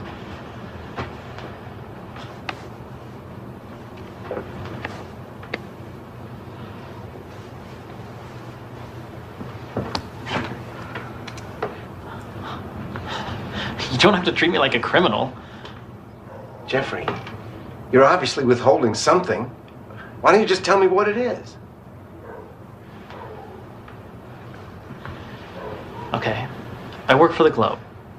The Globe? But that magazine is pure trash. All you do is make up lies about people. We don't, Reverend. We don't lie. Look, my job is to seek the truth. And that is why I'm here, because I believe that the Ramseys are involved in the death of JonBenet. If they are responsible for her death, don't you have to do something about it?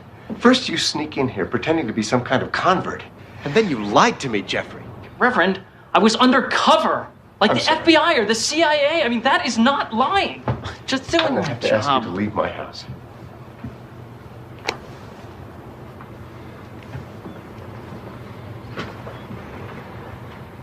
If you can help the Ramseys, why can't you help me? If I'm the sinner that you say I am, why aren't you doing anything to help me save my soul? You shouldn't turn your nose up to any of God's children. Won't you help me save my soul?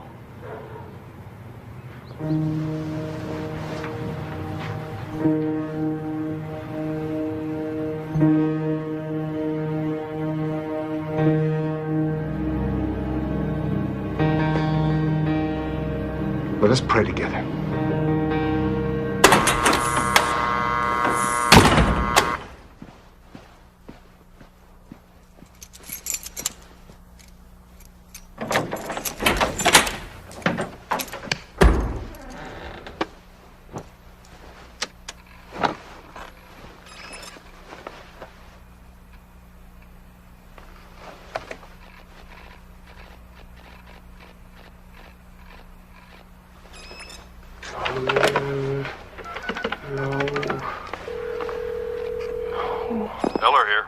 Yeah, boss, I'm not getting a password screen.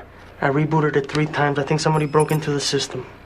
Yes, I'm saying you had somebody break into the war room and tamper with Trujillo's computer. What the hell's the matter with you? You know we don't have a key to Trujillo's office. How in the world would we have gotten to his computer? I don't know. I just know you did it. And everyone else is going to know it, too.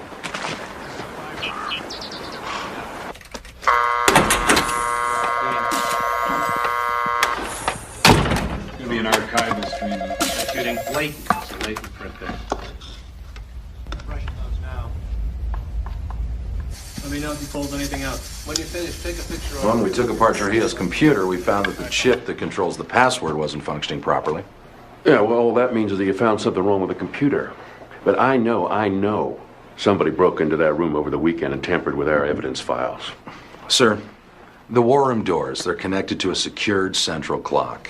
Whether a person broke in or used a card, the clock would show it. There was no activity at those doors from Friday afternoon until Monday morning when Trujillo opened the door himself. Well, then they must have rigged the central clock somehow. We don't believe there was a break-in. They broke in. Look, they'll do anything to sabotage our case. Anything. No, Tom. I believe in loyalty as much as the next guy, but John Eller's getting crazy. No. They must have rigged the central clock. What was that about? What's coming next? Black helicopters? Little green men from Roswell, New Mexico? For the last 6 weeks, all he could do was focus on the Ramseys. Now he's focused on my office. I implore you, get him off the case. Isn't it possible that you're also taking this too far? Isn't it possible? If Eller keeps on like this, we're gonna blow it. And if that happens... Thank you. If that happens, we're gonna have to learn to live with a brand new concept of just how bad the press can get, I promise you. Alex, he's my commander of detectives. Look, I won't talk about this anymore. Let's just change the subject. Let's move on, all right?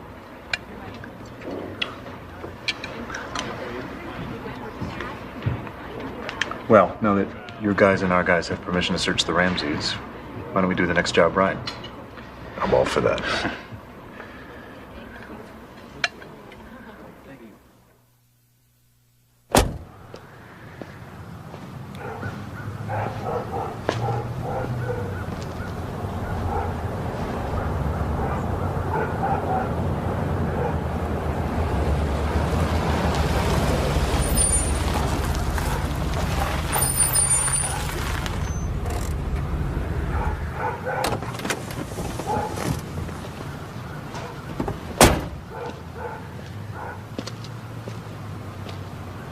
Mr. Ramsey, Lou Smith. Oh, yes, I saw you in the DA's office when we gave our interviews in April. Yeah, I wrote you a letter a couple of weeks after that. I remember. You asked me to get in touch with you. I didn't I? Well, sorry about that, but, well, you know how lawyers are. I'm sure your attorneys are just trying to do what's best for you and your family. And now we're moving back to Atlanta. How do you do, Miss Ramsey? I'm Lou Smith. Hello? Patsy, this is the detective that Alex Hunter hired. Remember, he wrote to us. Oh, yes, it was a nice letter. I've thought a lot about it, Mr. Smith.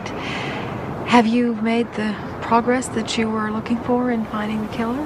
Not as much as I hoped. But there's always new information coming in.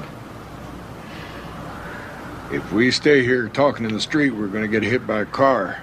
Or a camera. Can I suggest you join me inside my van? Of course, if your lawyers would object to that, I guess we could talk another time.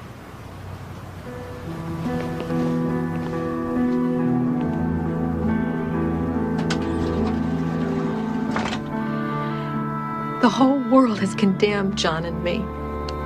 Yet somebody did break into my house and kill my little girl. Who was that somebody? I gave the police a detailed list of all the people that it might be, but I really don't know who to suspect first. Do you really think you can solve this? You solve a murder with evidence.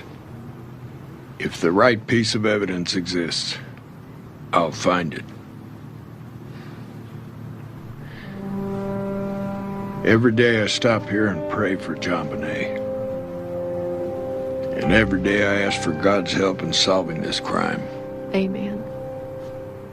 Would you say a prayer with me now?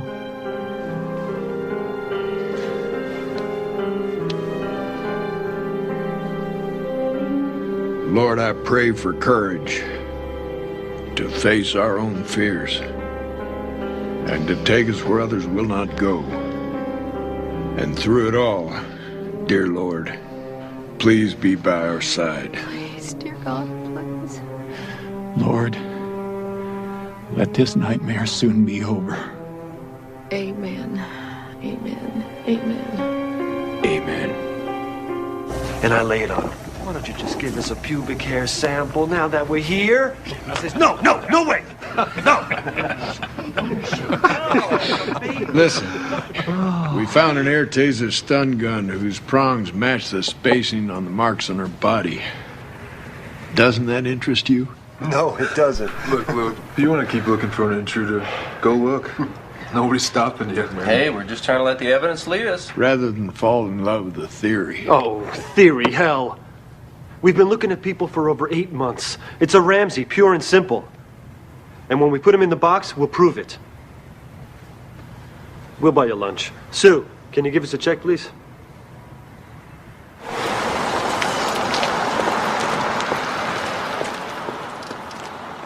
Here under the window's where the scuff mark on the wall is.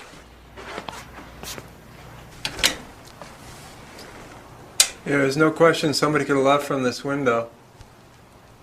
The coroner found cellulose in the child's vagina. Could have come from the broken ends of the paintbrush stick. The sexual assault could have taken place here, right outside the wine cellar. And the garroting, too. Okay, she's being assaulted with Patsy's paintbrush. Maybe at this point that JonBenet screams. Hey, Lou.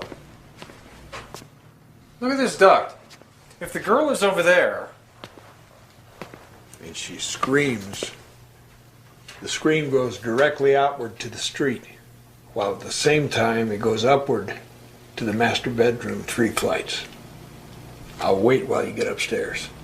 Give you 30 seconds, then I'll whistle. Sure. Then go outside and see what you can hear from across the street. Hey, where are you going? What the hell are you doing? Shh.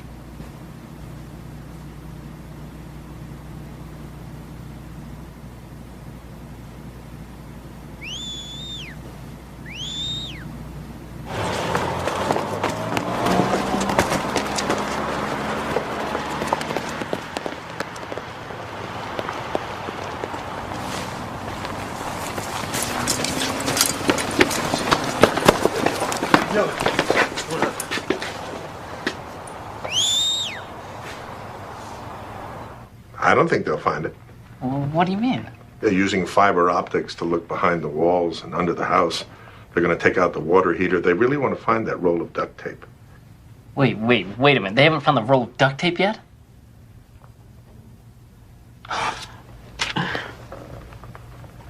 Okay. And the ransom note, what time did it say that they were supposed to drop off the money? Let me check. See, where's my copy of the note? Let's see. Here it is. They said they'd call between 8 and 10, and they didn't.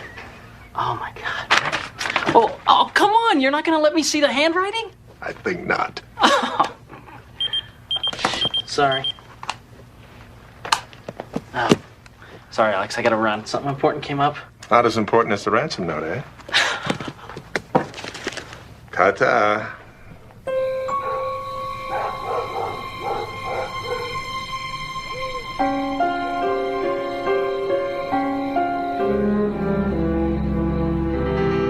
Okay, it's 4 paces from her door to the entrance to the spiral staircase. And 13 steps down to the ground floor.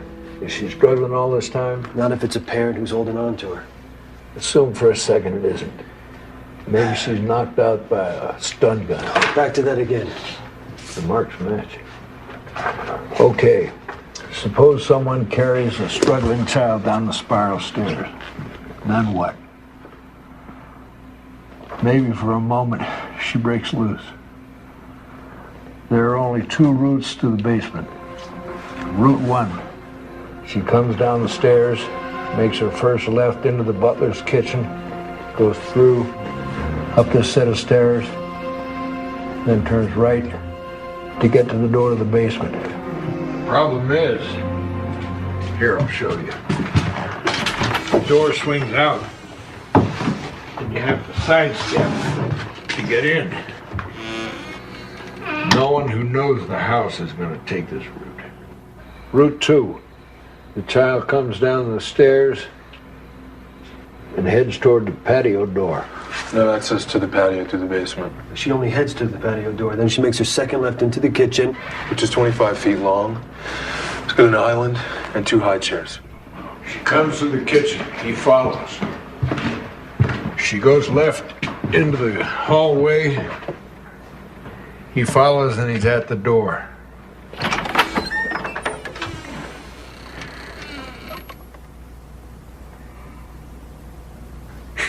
An intruder never finds a light switch.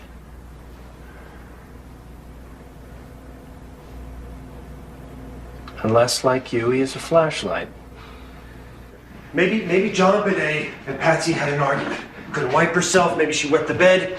Maybe they weren't upstairs at all. Maybe she sneaks down into the kitchen to have a snack, sitting right there, eating some pineapple. You're saying this thing starts out as an argument and this woman ends up killing her child. In a rage, Patsy hits her in the head, maybe with a flashlight. We found a flashlight right here on the counter. Here, look at the picture. Then she thinks the child is dead. How could she face the horrifying idea that the whole world would see her as her child's murderer? An accidental murder turns into a premeditated cover-up. If it was an accident, why not do what other abusive parents do? Take her to the hospital and say she fell down the stairs. If Miss Ramsey was together enough to engage in a cover-up with a ransom note, she was capable of seeking help. The intruder's been in the house for hours waiting for the family to come home. He's already written the ransom note.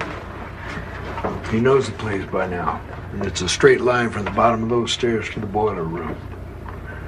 So he took JonBenet down here, and he closed that door. He closed it so he could be alone with her, so he could molest her. I don't buy it. If the intent was to molest her, why not leave the house with her? Why stick around, then write a ransom note if the intention was not kidnapping but molestation? I don't have all the answers yet. Trip, let me see some of that rope you have. Hold it for me. Sure, I will. First, place the noose around my neck. What? Around your neck? Then make the garrote. Do it from behind. She had to be face down because her hair was caught in a knot on the stick. You ready? Don't forget, I've already been hit over the head. I'm unconscious.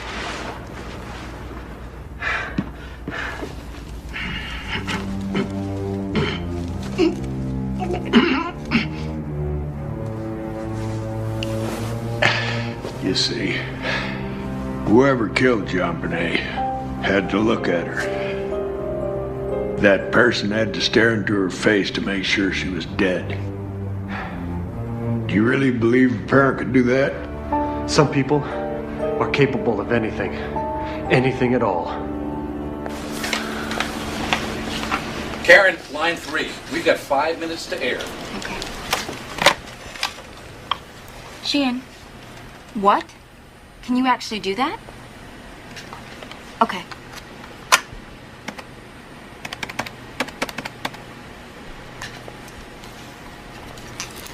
John Eller, please. Karen Sheehan.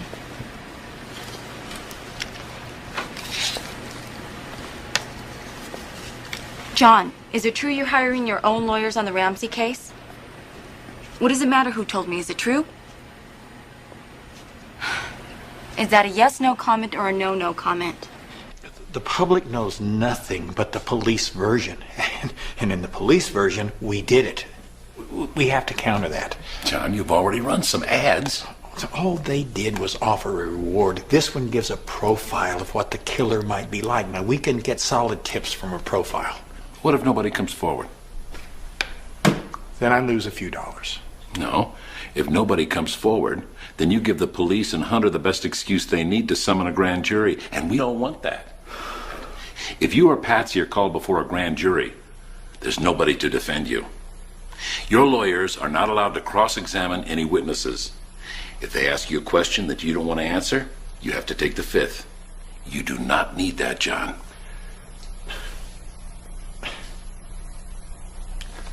I don't care. I'm running the ads. Hi, Alex. Thanks. I really appreciate this. I'm going to hold you to that, Karen. Good morning, fellas. All right. Let's get started. Okay.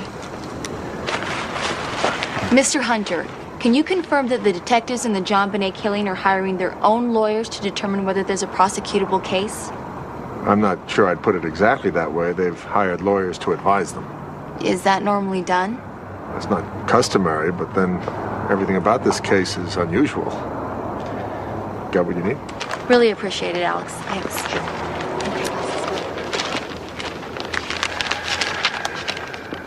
An open letter from John and Patsy Ramsey. Not only are John and Patsy Ramsey placing full-page advertisements in Boulder's newspaper, they're distributing thousands of flyers which are being placed in mailboxes throughout the neighborhood where they lived. With me today is Greg McQuarrie, a former FBI profiler and now a leading consultant to investigators throughout the country. Mr. McQuarrie, are you saying that the Ramseys' ad campaign is useless? No, but there are some problems with it. It's far too general. The profile they've released would fit about a quarter of the people in Boulder. When you release a public ad campaign, you need to provide specifics so that the average citizen has something to look for. Expect Ramsey to describe himself? That's part of the problem as well. As a reporter for the Daily Camera, you understand that this is off the record. You can't disclose that this conversation ever occurred, and you can't use notes or use a tape. Yeah, that's good. Yeah, that's good. Okay. You can ask about anything except the 48 hours before and the 48 hours after JonBenet's death. I understand, but within these guidelines, I'm on my own, right? Agreed. Mr. Ramsey. Hi. Terry Sparrow. Hi. Come in.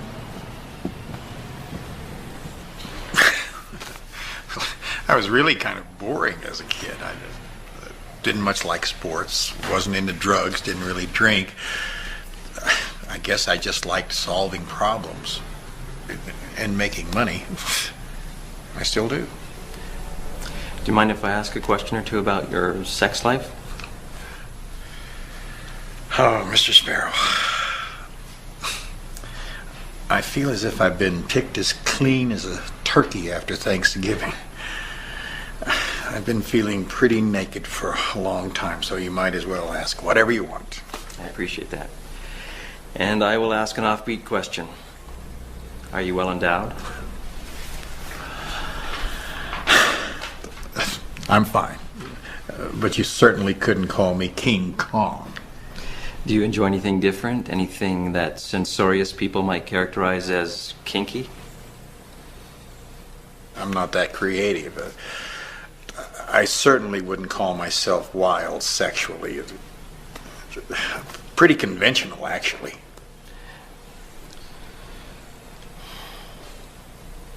Did JonBenet ever make you angry? I mean, really piss you off? Of course. She was a little girl. And she could get pretty bratty at times. What would you do?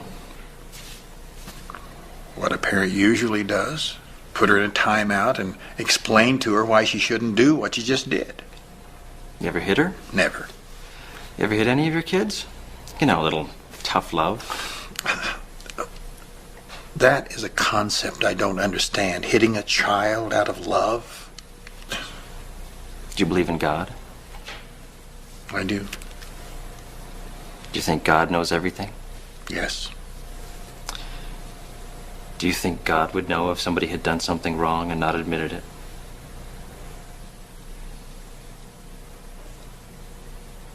God would know. Yes. God would know. If you want to believe the deed was committed by an outside intruder, then you have to recognize that this criminal chose some hour late in the evening of Christmas Day to enter the house, a time when the parents were sure to be home, and which multiplies his chance of capture. What do we see? Somebody who kills a child, but cares enough about her to place her on her own blanket? Which criminals do not do. Isn't garroting a style of killing usually associated with criminals? Yes, it is. Has your unit ever come across a case in which a parent garroted a child? No. Keep in mind, you can't judge the behavior of people who've been through a traumatic loss by an act of violence they've committed themselves. We've seen every response under the sun. Well, where are we then? You have no hard evidence that an intruder entered the house. Are you saying the Ramseys killed their daughter? I'm saying that the child's dog just happened to be at the neighbor's house that evening. Who but somebody close to the family would know that? What about the open basement window? Even more important, what about the missing roll of duct tape? The rest of the cord? Only an intruder would have removed those items for fear of being identified through them.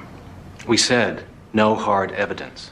I've got a couple of questions for you, sir. Do you have any hard evidence that one of the Ramseys killed their child? And if so, which one? Our conclusion is that as of today, there isn't enough evidence to charge anyone. There are things we believe we still need to do. Says who? The DA's office? Says the FBI and our lawyers. Well, what's going on? I thought you were supposed to help us. Well, you hired us to determine if you had a prosecutable case. Now, as a lawyer, I'd like to know if the same person who hit that child on the head strangled her. Frankly, I don't even know which action came first. All right, look, first thing. When you look over the videotapes we made on the murder date of all the cars parked around the Ramsey house that night, we need to check out every one of those owners. Next, we got to start interviewing all the registered sex offenders in our files who don't have ironclad alibis for Christmas night. Plus, their family, their friends, their lovers, their bookies, their bartenders, their drug dealers, their parole officers, anybody that might give us a usable tip. We need to re-interview Fleet White. And finally, we need to re-interview the Ramseys themselves. And how are we supposed to manage this? Wait till Hofstrom sets it up? If that's what we need to do, that's what we need to do. Mr. White, did you actually see Mr. Ramsey pull the tape off her mouth, or was it already in his hand? I saw him pull it off. No, wait. Maybe he already had it in his hand, loose. Did you see him untie the cord? It happened so fast. It was like watching a speeded up film. I'm sorry, I can't separate the movement for you. Was she lying on a blanket, or was she covered with the blanket? Yes, a white blanket. Maybe covered. I already told you all this. Why are we going over all this again for the 17th time? Why haven't you arrested somebody? We are just trying to confirm, Mr. White. Treating me and my wife as suspects and refusing to exonerate us for months on end. And then when you finally say we're not suspects, why couldn't you just say that we were cleared? Why did you have to hedge like that? Do you honestly believe that I killed my best friend's kids? I promise you, we wanted to clear you. Well, then why didn't you? We weren't responsible for the wording of the release. What do you mean, wording?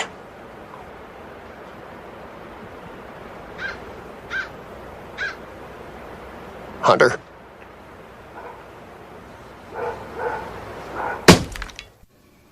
Look, Alex Hunter thinks that Patsy Ramsey did it too. He just doesn't think that Eller can deliver the goods. Has he given up on the idea of getting rid of Eller? No way. He wants him gone now more than ever. Actually, he's asked me to help. You? How? He wants me to look into some rumors, and if the rumors are true, then he wants me to write a story. What rumors? I don't know. Sexual harassment a couple years ago at the Community Police Consortium. Alex Hunter asked you to look into that? Uh-huh. And do a story for the Globe? Yes. He hates Eller. But don't worry, nothing's turned up yet. Right. This little punk is just trying to impress us how close he is to Alex Hunter. He's pulling our chain. That's not true. I'm close to Alex. Oh, Jeff, if you're so close. Give him a call at home. Now. No. See? He's pulling our chain. Dial him. Come on. Dial him up. Now, Jeff.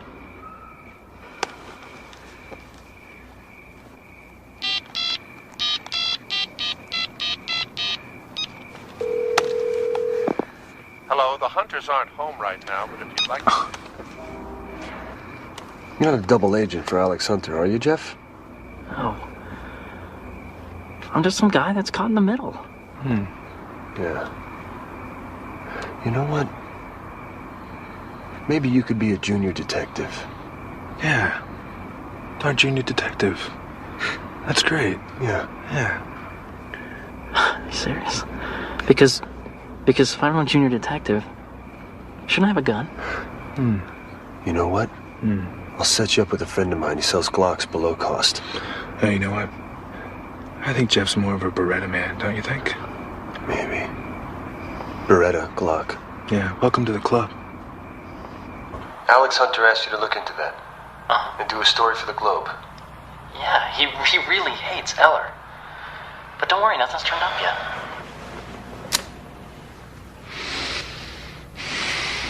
So what did you have in mind for this? Well, sir, we thought that when you play this for Hunter, he might see his way clear to stepping down. Why would he do that? Well, he asked a tabloid reporter to smear Commander Eller. Oh, well, maybe I missed something. Why don't you play me the section where Mr. Hunter asked Jeff Shapiro to smear somebody, anybody? Because what this tape shows are two detectives who are so bent out of shape with loathing for the district attorney that they're going to rely on a bottom feeder like Jeff Shapiro to plan a little blackmail scheme. That's what this is, it's a blackmail scheme. It's the truth. I don't care if it's the truth. My detectives do not plan extortion. Not if they want to stay in this department. The door's open. He wanted me to look into some rumors. And if the rumors were true, he wanted me to print a story. What kind of rumors? I don't know, something about sexual harassment a couple years ago at the Community Police Consortium. Mark, would you come in here, please?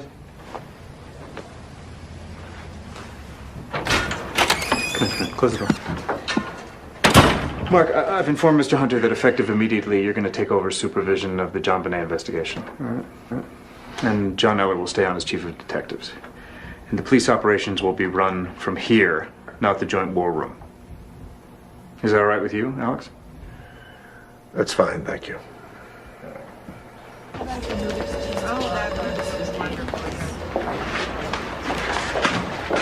Hey, Susan. Is Alex around? He's busy. Oh, could you just slip me in for one quick minute? I don't think so. Okay, I don't mind waiting. Jeff, he's not going to see you today. Oh, okay, could you check his books and tell him when's a good time? Look, there's not going to be a good time. He doesn't want to see you again. What are you talking about? Sorry, Jeff. Come on, Susan. I don't want to be the one responsible for you losing your job because you didn't let me see Alex today. Go.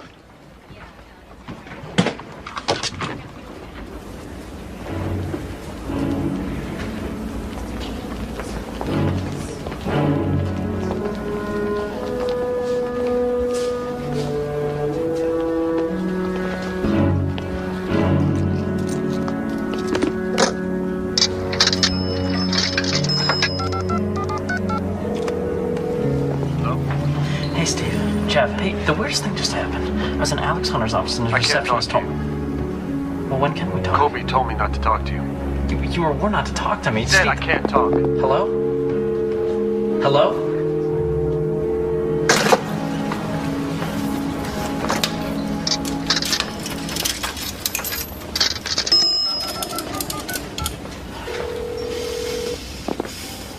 Hello? Hey, Steve. Jeff. I think we must have gotten cut off. Turn it Look, off. I wouldn't take... Hello?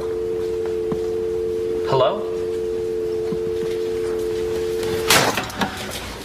Now keep pushing to get the Ramsey Center interviews. You do it in your first statement, and you keep doing it, okay? So no matter what question you're asked, you say, I can't answer that until the Ramseys talk, okay? Or meet with us. Right, all right. Now what you got to get across is Mr. and Mrs. Ramsey, if you don't cooperate, Not only can't we solve this case, somebody's going to demand a grand jury. Raise the temperature. But don't be nervous. Is that a new suit? What's good? First, we have reviewed and updated a case management task list to identify and assign tasks that need to be completed as part of this investigation. When I first took over, there were 72 tasks on my to-do list. The most important remaining task is to re-interview the Ramseys. Have they agreed to that? We put in a formal request last week. Mr. Beckner. We're waiting for a response. Mr. Beckner, why is it necessary to talk to the Ramseys again? Because we haven't spoke to them in 6 months. During that time, we've had to contend with lots of new questions regarding lots of new information. Are they still part of the focus of your investigation? Are they suspects? We've not named any suspects. Ramseys do remain under an umbrella of suspicion, which is why it's critical that they speak with us. Is it true that you've asked the district attorney to impanel a grand jury to investigate the murder? Yes. A grand jury is always an option. I understand the press conference was designed to put pressure on the Ramseys, but it's borderline unethical to convene a grand jury in this situation. What will you present? You don't have enough for a case. I'll go even further, sir. I don't believe either John or Patsy killed that child. It won't take a grand jury very long to figure that out. You'll end up with egg on your face. I'm not wedded to the concept, Pete. Let's face it, the Ramseys haven't talked to anyone for 6 months. Hold it. We're officers of the court, and that's not a valid reason to convene a grand jury. Our policy can't be the end justifies the means. Especially if they're innocent. Silent night, holy night, all is calm, all is bright, round the Virgin Mother and Child. You'd think that the governor of Colorado would have something better to do than listen to Fleet White. How dare he insist that you be removed from the Ramsey case? How dare he? I wouldn't worry about it, Alex. As long as we keep investigating, Romer won't do anything. The governor's a politician, just like you and me. Well, what if we can't climb out of this big bog? Yeah, glug. Well, maybe there's hope. I heard John Eller's quitting. Can that be true? Yeah, well, Linda Art is suing him, Larry Mason's suing him, so why stay? Tell you the truth, I'm thinking about leaving myself. I'm so tired, Alex. And Mason and Art are also suing yours truly. And the rank and file hate me now. Everybody at the police station hates me. And apart from you, I've got no allies left in Boulder. But I'm not going to leave till the end of the year. Not until the Ramsey case is finished. You think this will be done by the end of the year? You're dreaming. Who's being defeatist now? You know what we have after 13 long months? Suspicions, indications, hints. We even have a few new clues. What we don't have is evidence. Oh, God. You know, I envy you and Eller. I do. I'm caught between a rock and a hard place, and it's crushing my head.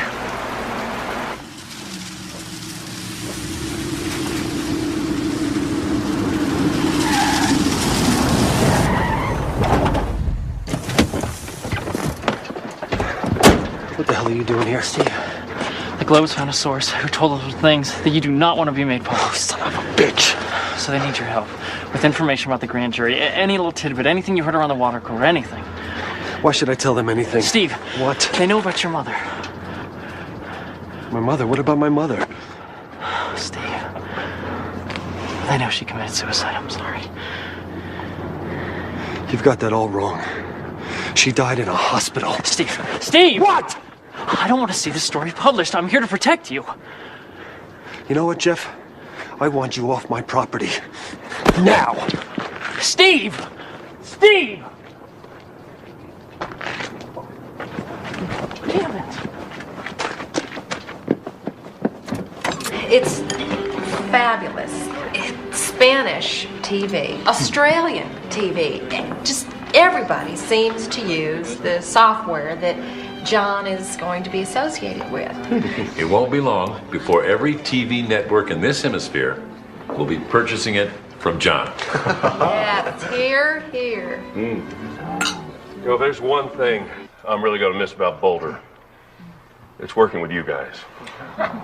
No, you guys are the guardians. And we all know if we're up to the politicians, and anybody who gets elected is a politician. Yeah, that's right. We're up to them. The only people who'd go to jail in Boulder would be cops who got caught smoking on duty. The media has told one story over and over about you and your husband. If I do a documentary, I want to see the other story that could have been told. John? Patsy, may I ask you, how have you managed to cope over the last year?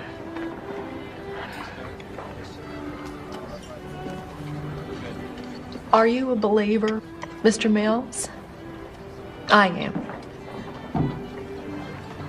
In my darkest moments, I turn to God, and He sustains me. Without His grace,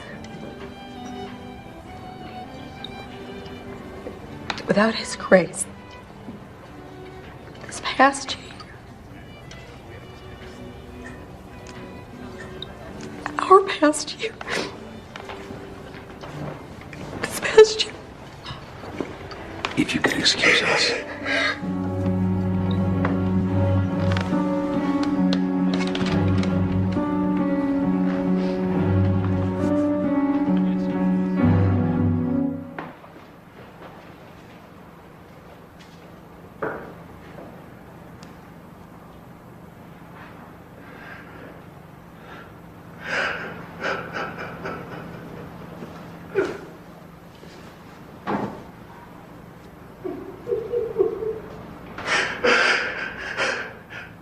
Why don't they go in and talk? Because the police have made them out to be worse than Eva Braun and Hitler for the last 15 months. And the Ramseys believe that even if they talk until they're hoarse, the police will continue to leak falsehoods to make them appear guilty. I don't suppose it's occurred to you that they may be guilty. But does that really even matter anymore? I mean, perception is reality, and the world perceives them as people who have stonewalled police from day one about the murder of their own child. John, you didn't have to fly here to deliver a letter. You can give it to Alex Hunter, or you can throw it away. The one thing you can't do is change a word of it.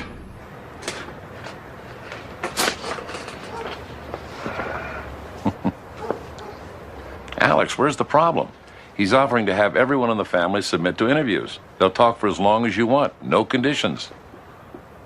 Why aren't you smiling, Alex? You have the store now. There's one condition implicit in his letter. That my office does the interviews. You find that so unreasonable? I can't conduct interviews for the police. It's their case. Until they hand it over to me, they're still in charge. They're still pushing for a grand jury? Every hour of every day. Have you agreed to that? No, I have not. I told Morgan it was your case. And until it was handed over to me, you would do all the questioning. I won't poach on your turf. Have you decided then to call a grand jury? Oh, no, I haven't, but... Peter, don't you think a grand jury is just about inevitable? I don't see enough evidence to take it there. In any event, when do you want us to hand the case over to you? A month from now. This is what JonBenet looked like on the morning of December 25th. The bike was her Christmas present, given to her by her parents. John Ramsey took this snapshot. Next, please. This is very early on Christmas morning. It's the last image we have of JonBenet alive. About 22 hours later, on December 26th, a little bit before 6 o'clock in the morning, when Patsy Ramsey went downstairs, she says she found a note telling her that JonBenet had been kidnapped. About 7 hours after that, the body of JonBenet was found in the basement by her father. Next, please. This is where investigative officers found the body of JonBenet. So far as we could learn, we found no clear sign of forced entry. We did find these pry marks on 2 doors, but we didn't find any splinters on the ground, which of course you would during a break-in. And of course, there's the spider web. And we don't have any photographic record, but an officer does remember seeing 1 or 2 intact strands of a spider web running from this grate in front of this broken basement window to this window molding. If entry did occur here, we find it very unlikely that this partial web would still be there the next morning. As of now, we've looked at 68 suspects. Of the likely ones, handwriting, fingerprinting, DNA, and other forensic tests or strong alibis have eliminated the following: Chris Wolf, Fleet and Priscilla White, Linda Hoffman Pugh, Melinda Ramsey, and John Andrew Ramsey, the John Ramsey's children from an earlier marriage. And in addition, 30 of Boulder's 32 known sex offenders. In theory, the Santa Claus, Bill McReynolds, is still suspect. His wife wrote a play about the torture murder of a young girl in a basement. But we think he was way too weak to have done the crime. He had heart surgery only 4 months earlier. So, we keep coming back to somebody in the house. The injury to JonBenet's head produced no exterior bleeding. Therefore, we don't know where or when she was hit. We believe it could have been caused by this flashlight. The flashlight, the ransom note, the pad on which the note was written, were all found near each other in this area of the kitchen.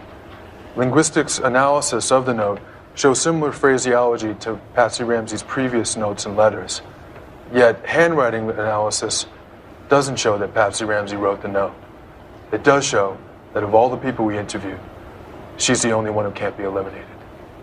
4 fibers were found on the duct tape that was torn from JonBenet's mouth. This is Patsy Ramsey on Christmas night. CBI tells us that the 4 fibers from that duct tape are consistent with that jacket. I'm very sorry, but consistent with is not a match. It is impossible to match a fiber to a garment in the way a fingerprint or DNA can be matched to a human being. But wouldn't the jury buy it? They might, for about 30 seconds. Then the defense would show that the fibers could have gotten on the tape like this. Bessie is wearing her jacket Christmas night. She puts the child to bed. The fibers attached to the white blanket. But the police found the duct tape on the blanket. It's called secondary transfer. It is the most common thing in the world. Detective Thomas. Yeah. I'm Michael Kane. Hey. I think that's impressive work you're doing in there. You have a say whether Alex Hunter goes forward. I mean, why would he invite you if he didn't want your advice? Let's say I'm part of the mix. You know what, Mr. Kane? When we started this case, we wouldn't settle for anything less than the death penalty. Then we agreed to accept nothing less than a conviction on murder. Then it went down to a felony conviction. Then, when we met with the FBI, they said an indictment would be a victory. And by the time Eller left, handcuffing would have been a triumph. Now, I'm lucky just to present my case. Think about that. To sum up, these are only some of the reasons why we believe that the Ramseys are the only genuine suspects. The ransom note was written on paper that was torn from a pad that belonged to Patsy Ramsey. The Sharpie pen that was used to write the note was found in a cup next to the kitchen phone where Patsy Ramsey kept all her pens. Patsy Ramsey is the only person that cannot be eliminated as author of that note. The ransom itself, $118,000, is the exact same amount as John Ramsey's bonus that year. The paintbrush, used as a stick to twist the garrote, is linked to Patsy Ramsey. The audio on the 911 tape conflicts with statements made by both Ramseys to the police. Within 35 minutes of finding his child's body, John Ramsey was on the phone with his pilot to fly the family to Atlanta. Moreover, the autopsy discloses vaginal trauma that was present prior to the night of the murder. it is unlikely that anyone outside the immediate family could have done this. And finally, the date engraved on JonBenet's headstone reads December 25th, not December 26th, which indicates to us that the Ramseys knew their child died before midnight.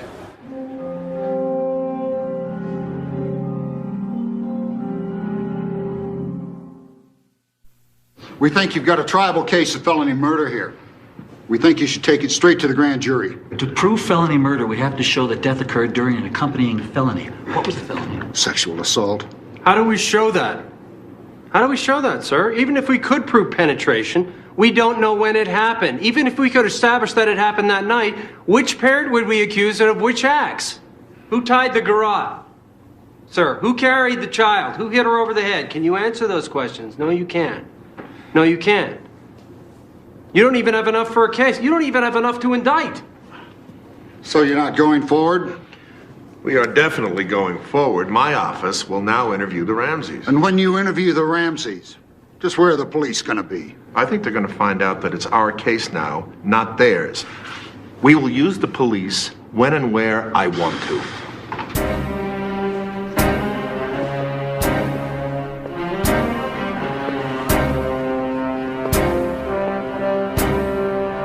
Lou. Hello, Steve. Can I do something for you? I heard the interviews with the Ramseys are taking place any day now. Is that true? True. Why weren't we asked to participate? This is our case. No, it's Hunter's now. Lou, is there any way I can be part of this team? I know this case better than anyone. If it was up to me, you'd be there. But Alex wants his people doing the questioning. You gotta be hard on him, Lou. Don't softball him.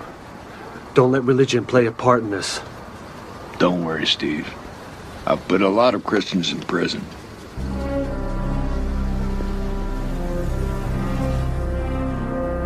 Mrs. Ramsey, when the police interviewed you last year, you were under medication, weren't you?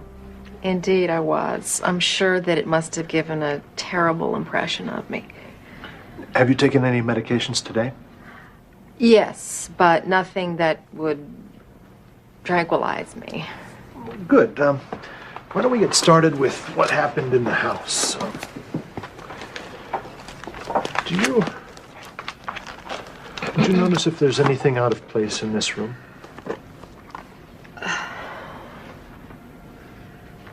Take your time.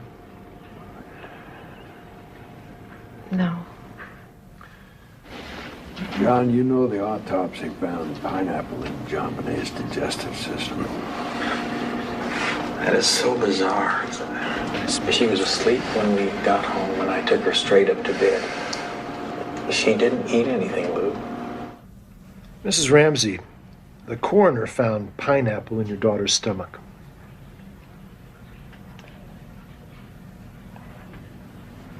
I'm truly sorry, sir, but there must be a mistake. She went straight to sleep. She didn't eat any pineapple. Well, there was pineapple on the table next to your daughter's gingerbread house.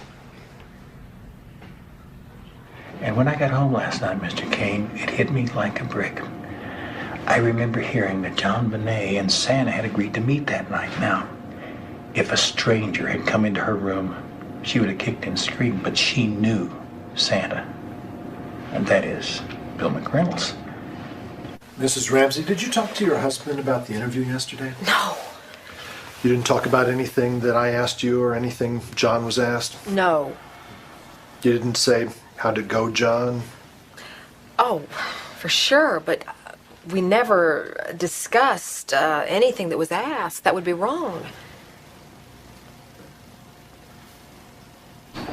Did you ever own a stun gun? You know, Lou asked me about that a long time ago. Never. Now, I understand that women sometimes carry them for protection. Maybe Priscilla White would know. Shut him up. Ramsey is running this interview. There can't be another voice on the 911. Burke never came downstairs. He never talked to us while I was calling the operator. He was asleep the whole time. Mrs. Ramsey, you told the police that when you found the note, you didn't read it all the way through. Right, only a few lines, just up to the part where they said, "We have your daughter in our possession." I will go to my grave with that phrase in my head. And you didn't read any further before calling 911? I don't think so. It's hard to be sure because I've had to copy it so many times, but on the day itself, I just read a bit. Mrs. Ramsey, what if I told you we had evidence that shows you're not being truthful? Let's see it. Well, we're not in a position to show it to you right now. Of course you're not. Mrs. Ramsey, there are only 3 people in that house that night. If you didn't kill JonBenet, if your husband didn't kill JonBenet, that would only leave your son, Burke.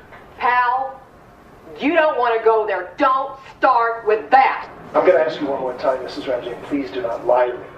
Did you? You are going down the wrong road. Frankly, Alex, I don't see an alternative but to take this to the grand jury. I do see a case outline against Patsy Ramsey. I won't press for an indictment unless there's a whole case there, but I certainly think we have enough to convene a panel. I don't. For 2 years I've been saying, give me evidence. If you can't, give me motive. If you can't even give me motive, give me prior bad behavior. And nobody has given me any of these. In fact, if the office decides to present this to a grand jury, I'm sorry, Alex, but I won't participate. It's just plain wrong to seek an indictment with this little evidence. It would be a judicial burlesque. It would be. It sure would be.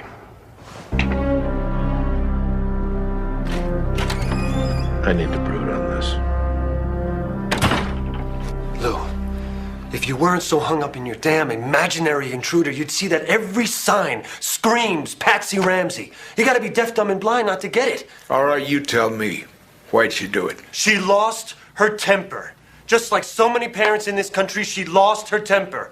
She got tired of the smelly sheets and the stained blankets. She whacked her kid on the head, saw what she did, and lost her temper.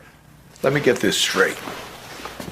This woman, this mother, lost her temper, hit her child on the head with a flashlight, knocked her out, panicked, covered it up by making a garrote out of her own paintbrush, and while the corpse lay in the cellar, went upstairs and wrote a fake ransom note 3 pages long.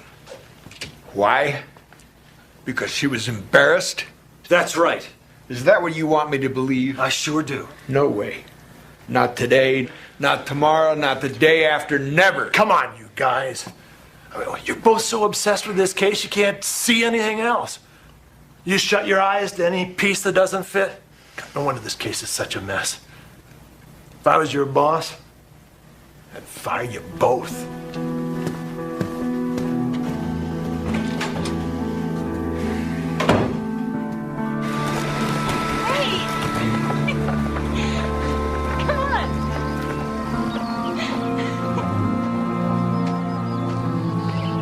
The 18 months that my colleagues and I have worked on this case night and day, we were advised by the prosecutor not to speak to certain witnesses. We were forbidden to clear innocent people. We refused search warrants, and we were the victims of a campaign of misinformation designed to discredit all of us and designed to destroy the career of our commander. And I think that until an independent prosecutor is appointed, there will be no justice for JonBenet. The DA's office for 2 decades has dealt with serious crime by plea bargaining, like some sleazy used car salesman. And the detectives never had a chance. Self-righteous. And this is why I've chosen to publicly resign from the Boulder Police Department. Steve Thomas is just the latest on a list of casualties in the JonBenet murder case. In the 588 days since JonBenet's murder, 4 detectives and the police chief have either left the department or left the case. I don't know why the detective said that. I want you to get hold of Bob Grant at the Arapahoe DA's office. Let's talk to him about it. Were you appointed special prosecutor? Do you think Alex Hunter hasn't been aggressive enough?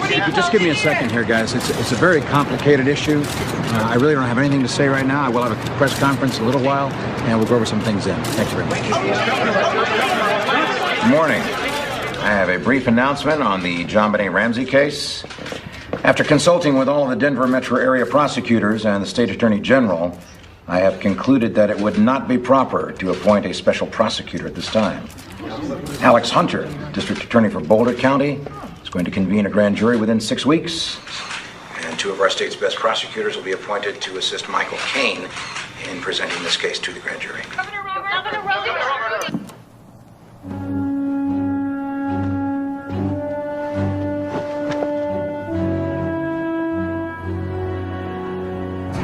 Now I know what a gelding feels like. Could have been worse. We might have appointed a special prosecutor. Would that really be worse? Now it's our case in name only. We're just spectators. I can't believe we lost command because Steve Thomas had a public tantrum. Damn, we should have answered him point by point. Now the world thinks he's a hero. And even if we get an indictment, even if we get a conviction, it's too late out. Our reputations have been ruined. It's sad. It's really sad.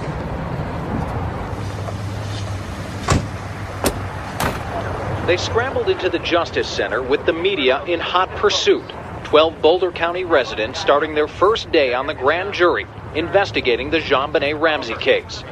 Behind closed doors, they've begun the secret proceedings that could take months. Proceedings that could end in a criminal indictment. You got a minute?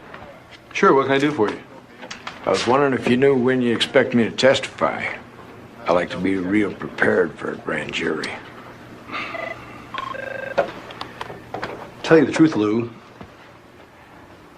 I don't know if I'm going to call you. I'm pretty far along the road where I'm heading, and I don't want to get distracted. I want to get home. I got a lot of material. Strong material. I don't doubt it. I just don't think it's for me. Lou.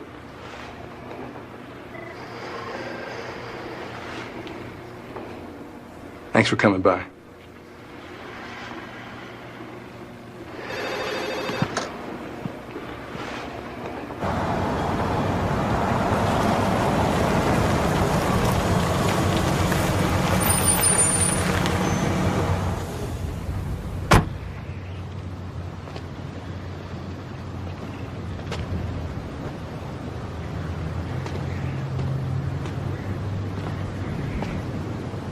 I heard you met with Caine.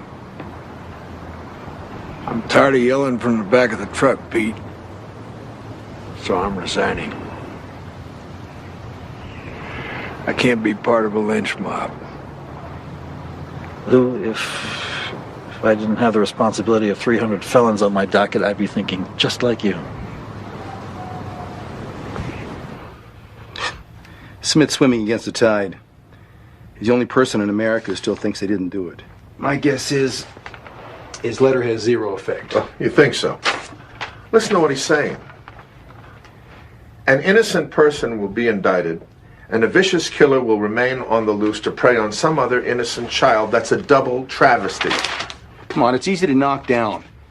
There he is, a retired detective way past his prime. He only quits because he can't stand to be wrong. 6 months from now, if you go to trial, the defense will call him and he will be their best witness.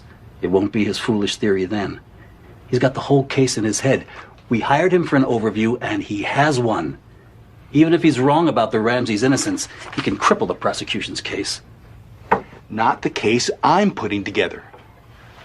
It appears the grand jury will continue to hear from CBI experts, including forensic analysts who may be able to shed more light on the ransom note. As it stands right now, that letter may be the most revealing piece of evidence prosecutors will have to work with. From courtroom to crime scene, the grand jury investigating the JonBenet Ramsey murder made its first visit to the Ramseys' former home. It's where the body of 6-year-old JonBenet was found in a basement room, strangled and beaten, December 26, 1996. It's a place these jurors know too well through documents, testimony, and photographs. It's a place they now know in person.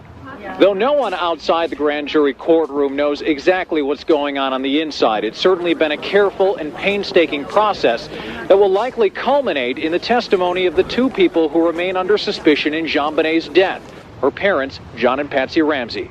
If there was not a grand jury going on, perhaps there would be a candlelight vigil. If there was not a sense that there's some movement in the investigation, maybe we would have a candlelight vigil. 4 alternate jurors were dismissed today from the JonBenet grand jury, and informed sources say this means prosecutor Michael Caine will ask the panel to indict either John or Pat.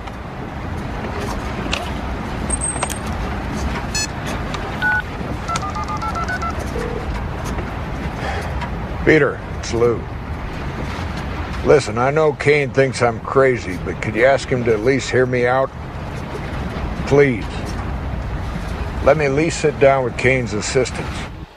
I believe that an intruder intending to kidnap and molest JonBenet came to the Ramseys' house, bringing with him cord, duct tape, and a stun gun. He searched the house for a point of entry and discovered that every door and window is wired to an alarm. After discovering an open and broken cellar window, he climbed in, leaving a scuff mark. There's fresh entry at that window. Then he made his way upstairs looking to write a ransom note on the premises so that neither paper nor ink could be traced back to him. After finishing the note, he returned to the cellar to wait. The Ramseys come home. They go to bed, after which the intruder goes to JonBenet's room, knocks her out with a stun gun, tapes her mouth, binds her hands and feet, and wraps her in her blanket to keep her warm from the winter cold. He's intending to take her with him. Scared that an alarm might go off if he opens the door to the outside, he returns to the basement with JonBenet. She wakes up and screams.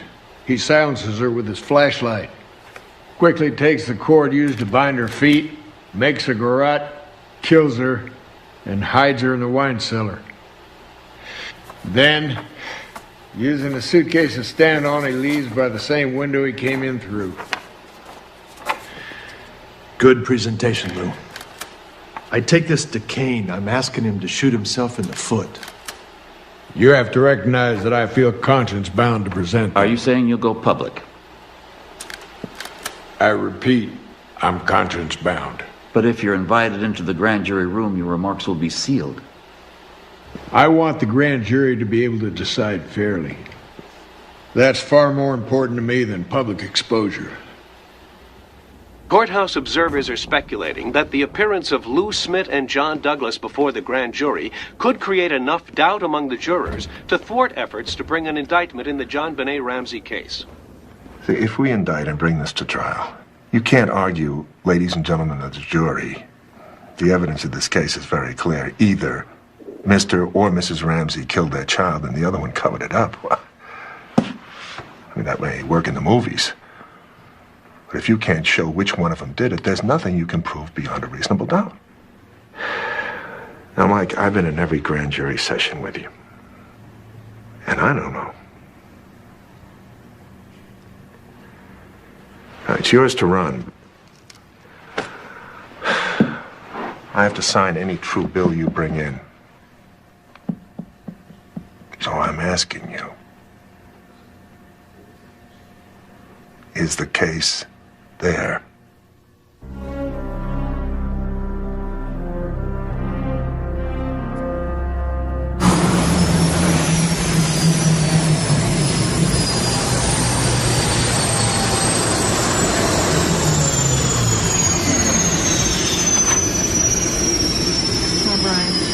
In Atlanta, the only way we could shake the press was to keep moving from motel to motel. What's happening here? If you're indicted, you'll be arrested. Caine won't make a deal unless you surrender. He must want to see you do a perk walk in shackles on the evening news. All right. After more than a year tethered to the JonBenet Ramsey murder probe, 12 Boulder County grand jurors appear ready to go home and perhaps ready to relinquish the case they've come to know so well. One juror even snapped pictures of the media, prompting speculation that the grand jury is nearly finished. I think it's time to let things go with that one for sure. You know, the cops definitely should keep the investigation ongoing, but, the hype going around and people talking about it all over the nation still and stuff, it's like beating a dead horse. On the last day of deliberations, the Boulder grand jury had county escorts to buffer them against a media that was growing ever impatient. By 3:30, the 12 Boulder County residents exchanged hugs and walked away from the JonBenet Ramsey case for good. Soon, word was out that a significant announcement was about to be made. A mob of cameras, mics, and cell phones descended on the Justice Center. We're going to have a statement, but it won't be for at least 30 minutes. Let my people through. Sir? You guys look like you're standing around the Vatican waiting for a puff of smoke. What? Hey, why do you look upset? This grand jury has been working on this case for more than a year. We're going to be going to Alex Hunter very soon. Let's go back to the studio right now. Thanks, Raj. News 4's Brian Moss has been waiting for Alex Hunter to come out. Let's go to Brian now. Brian? Hi, Bill. Alex Hunter is just leaving the DA's office right now. We're walking alongside him. He's heading to a position over by Boulder Creek. In his left hand, several pages of material. He's wearing a gray pinstripe suit. He has a statement in his hand. Alex Hunter, after the grand jury process, about to make his statement as he heads towards a podium position, wearing a red tie. But we'll now obviously hear from him live as he steps up. And we're going to be giving you an order from Judge Stansted, who, by the way, is sitting in for Roxanne Balin, who is not available today. So you are going to have those in your hands, and they deal with grand jury secrecy, which you will see, and most of you know, is extremely important and involved in all the remarks that I will make. At least it's guiding me in my remarks, and we'll have those for you. The Boulder Grand Jury has completed its work and will not return. No charges have been filed. The grand jurors have done their work extraordinarily well, bringing to bear their legal powers, life experiences, and shrewdness. Yet I must report to you that I and my prosecution task force believe we do not have sufficient evidence to warrant the filing of charges against anyone. Logic says she probably did it. Logic isn't evidence. In any case, how often is murder logical?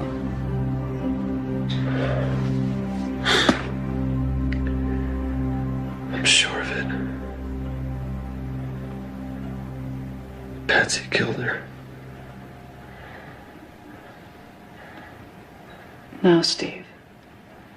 A stranger killed her. No. It wasn't a stranger. A stranger named Patsy Ramsey killed her.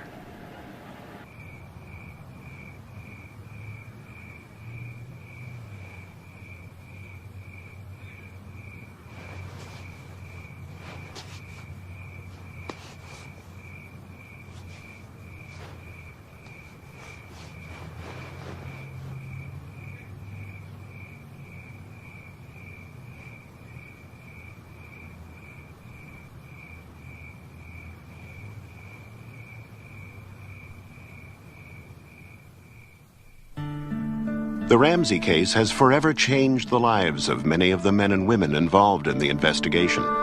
Commander John Eller resigned from the Boulder Police Department. He currently is an investigator for the Florida State Attorney General's office. As a result of a no-confidence vote by the Boulder Police Department's union and pressure from the case, Chief Tom Kobe resigned in 1998. He now works in the nonprofit sector. Detective Steve Thomas, who also resigned from the Boulder Police Department, is now writing a book about the case. Late in 1999, nearly 3 years after JonBenet's murder, Alex Hunter's office officially cleared Janet and Bill McReynolds as suspects in the case. Hunter himself, having served 6 terms as district attorney, has decided not to seek re-election. In a pending action, Detective Linda Arndt sued the Boulder Police Department, alleging she was denied her First Amendment rights. Following his resignation from the Globe newspaper, Jeff Shapiro remained in Boulder, Colorado, and recently worked as a substitute teacher. After resigning as an investigator for the Boulder District Attorney's Office, Lou Smith is still investigating the case on his own. He remains convinced an intruder killed JonBenet. John and Patsy Ramsey currently live in Atlanta. They have filed a lawsuit against the Star newspaper and are writing a book about what has transpired during the last 3 years.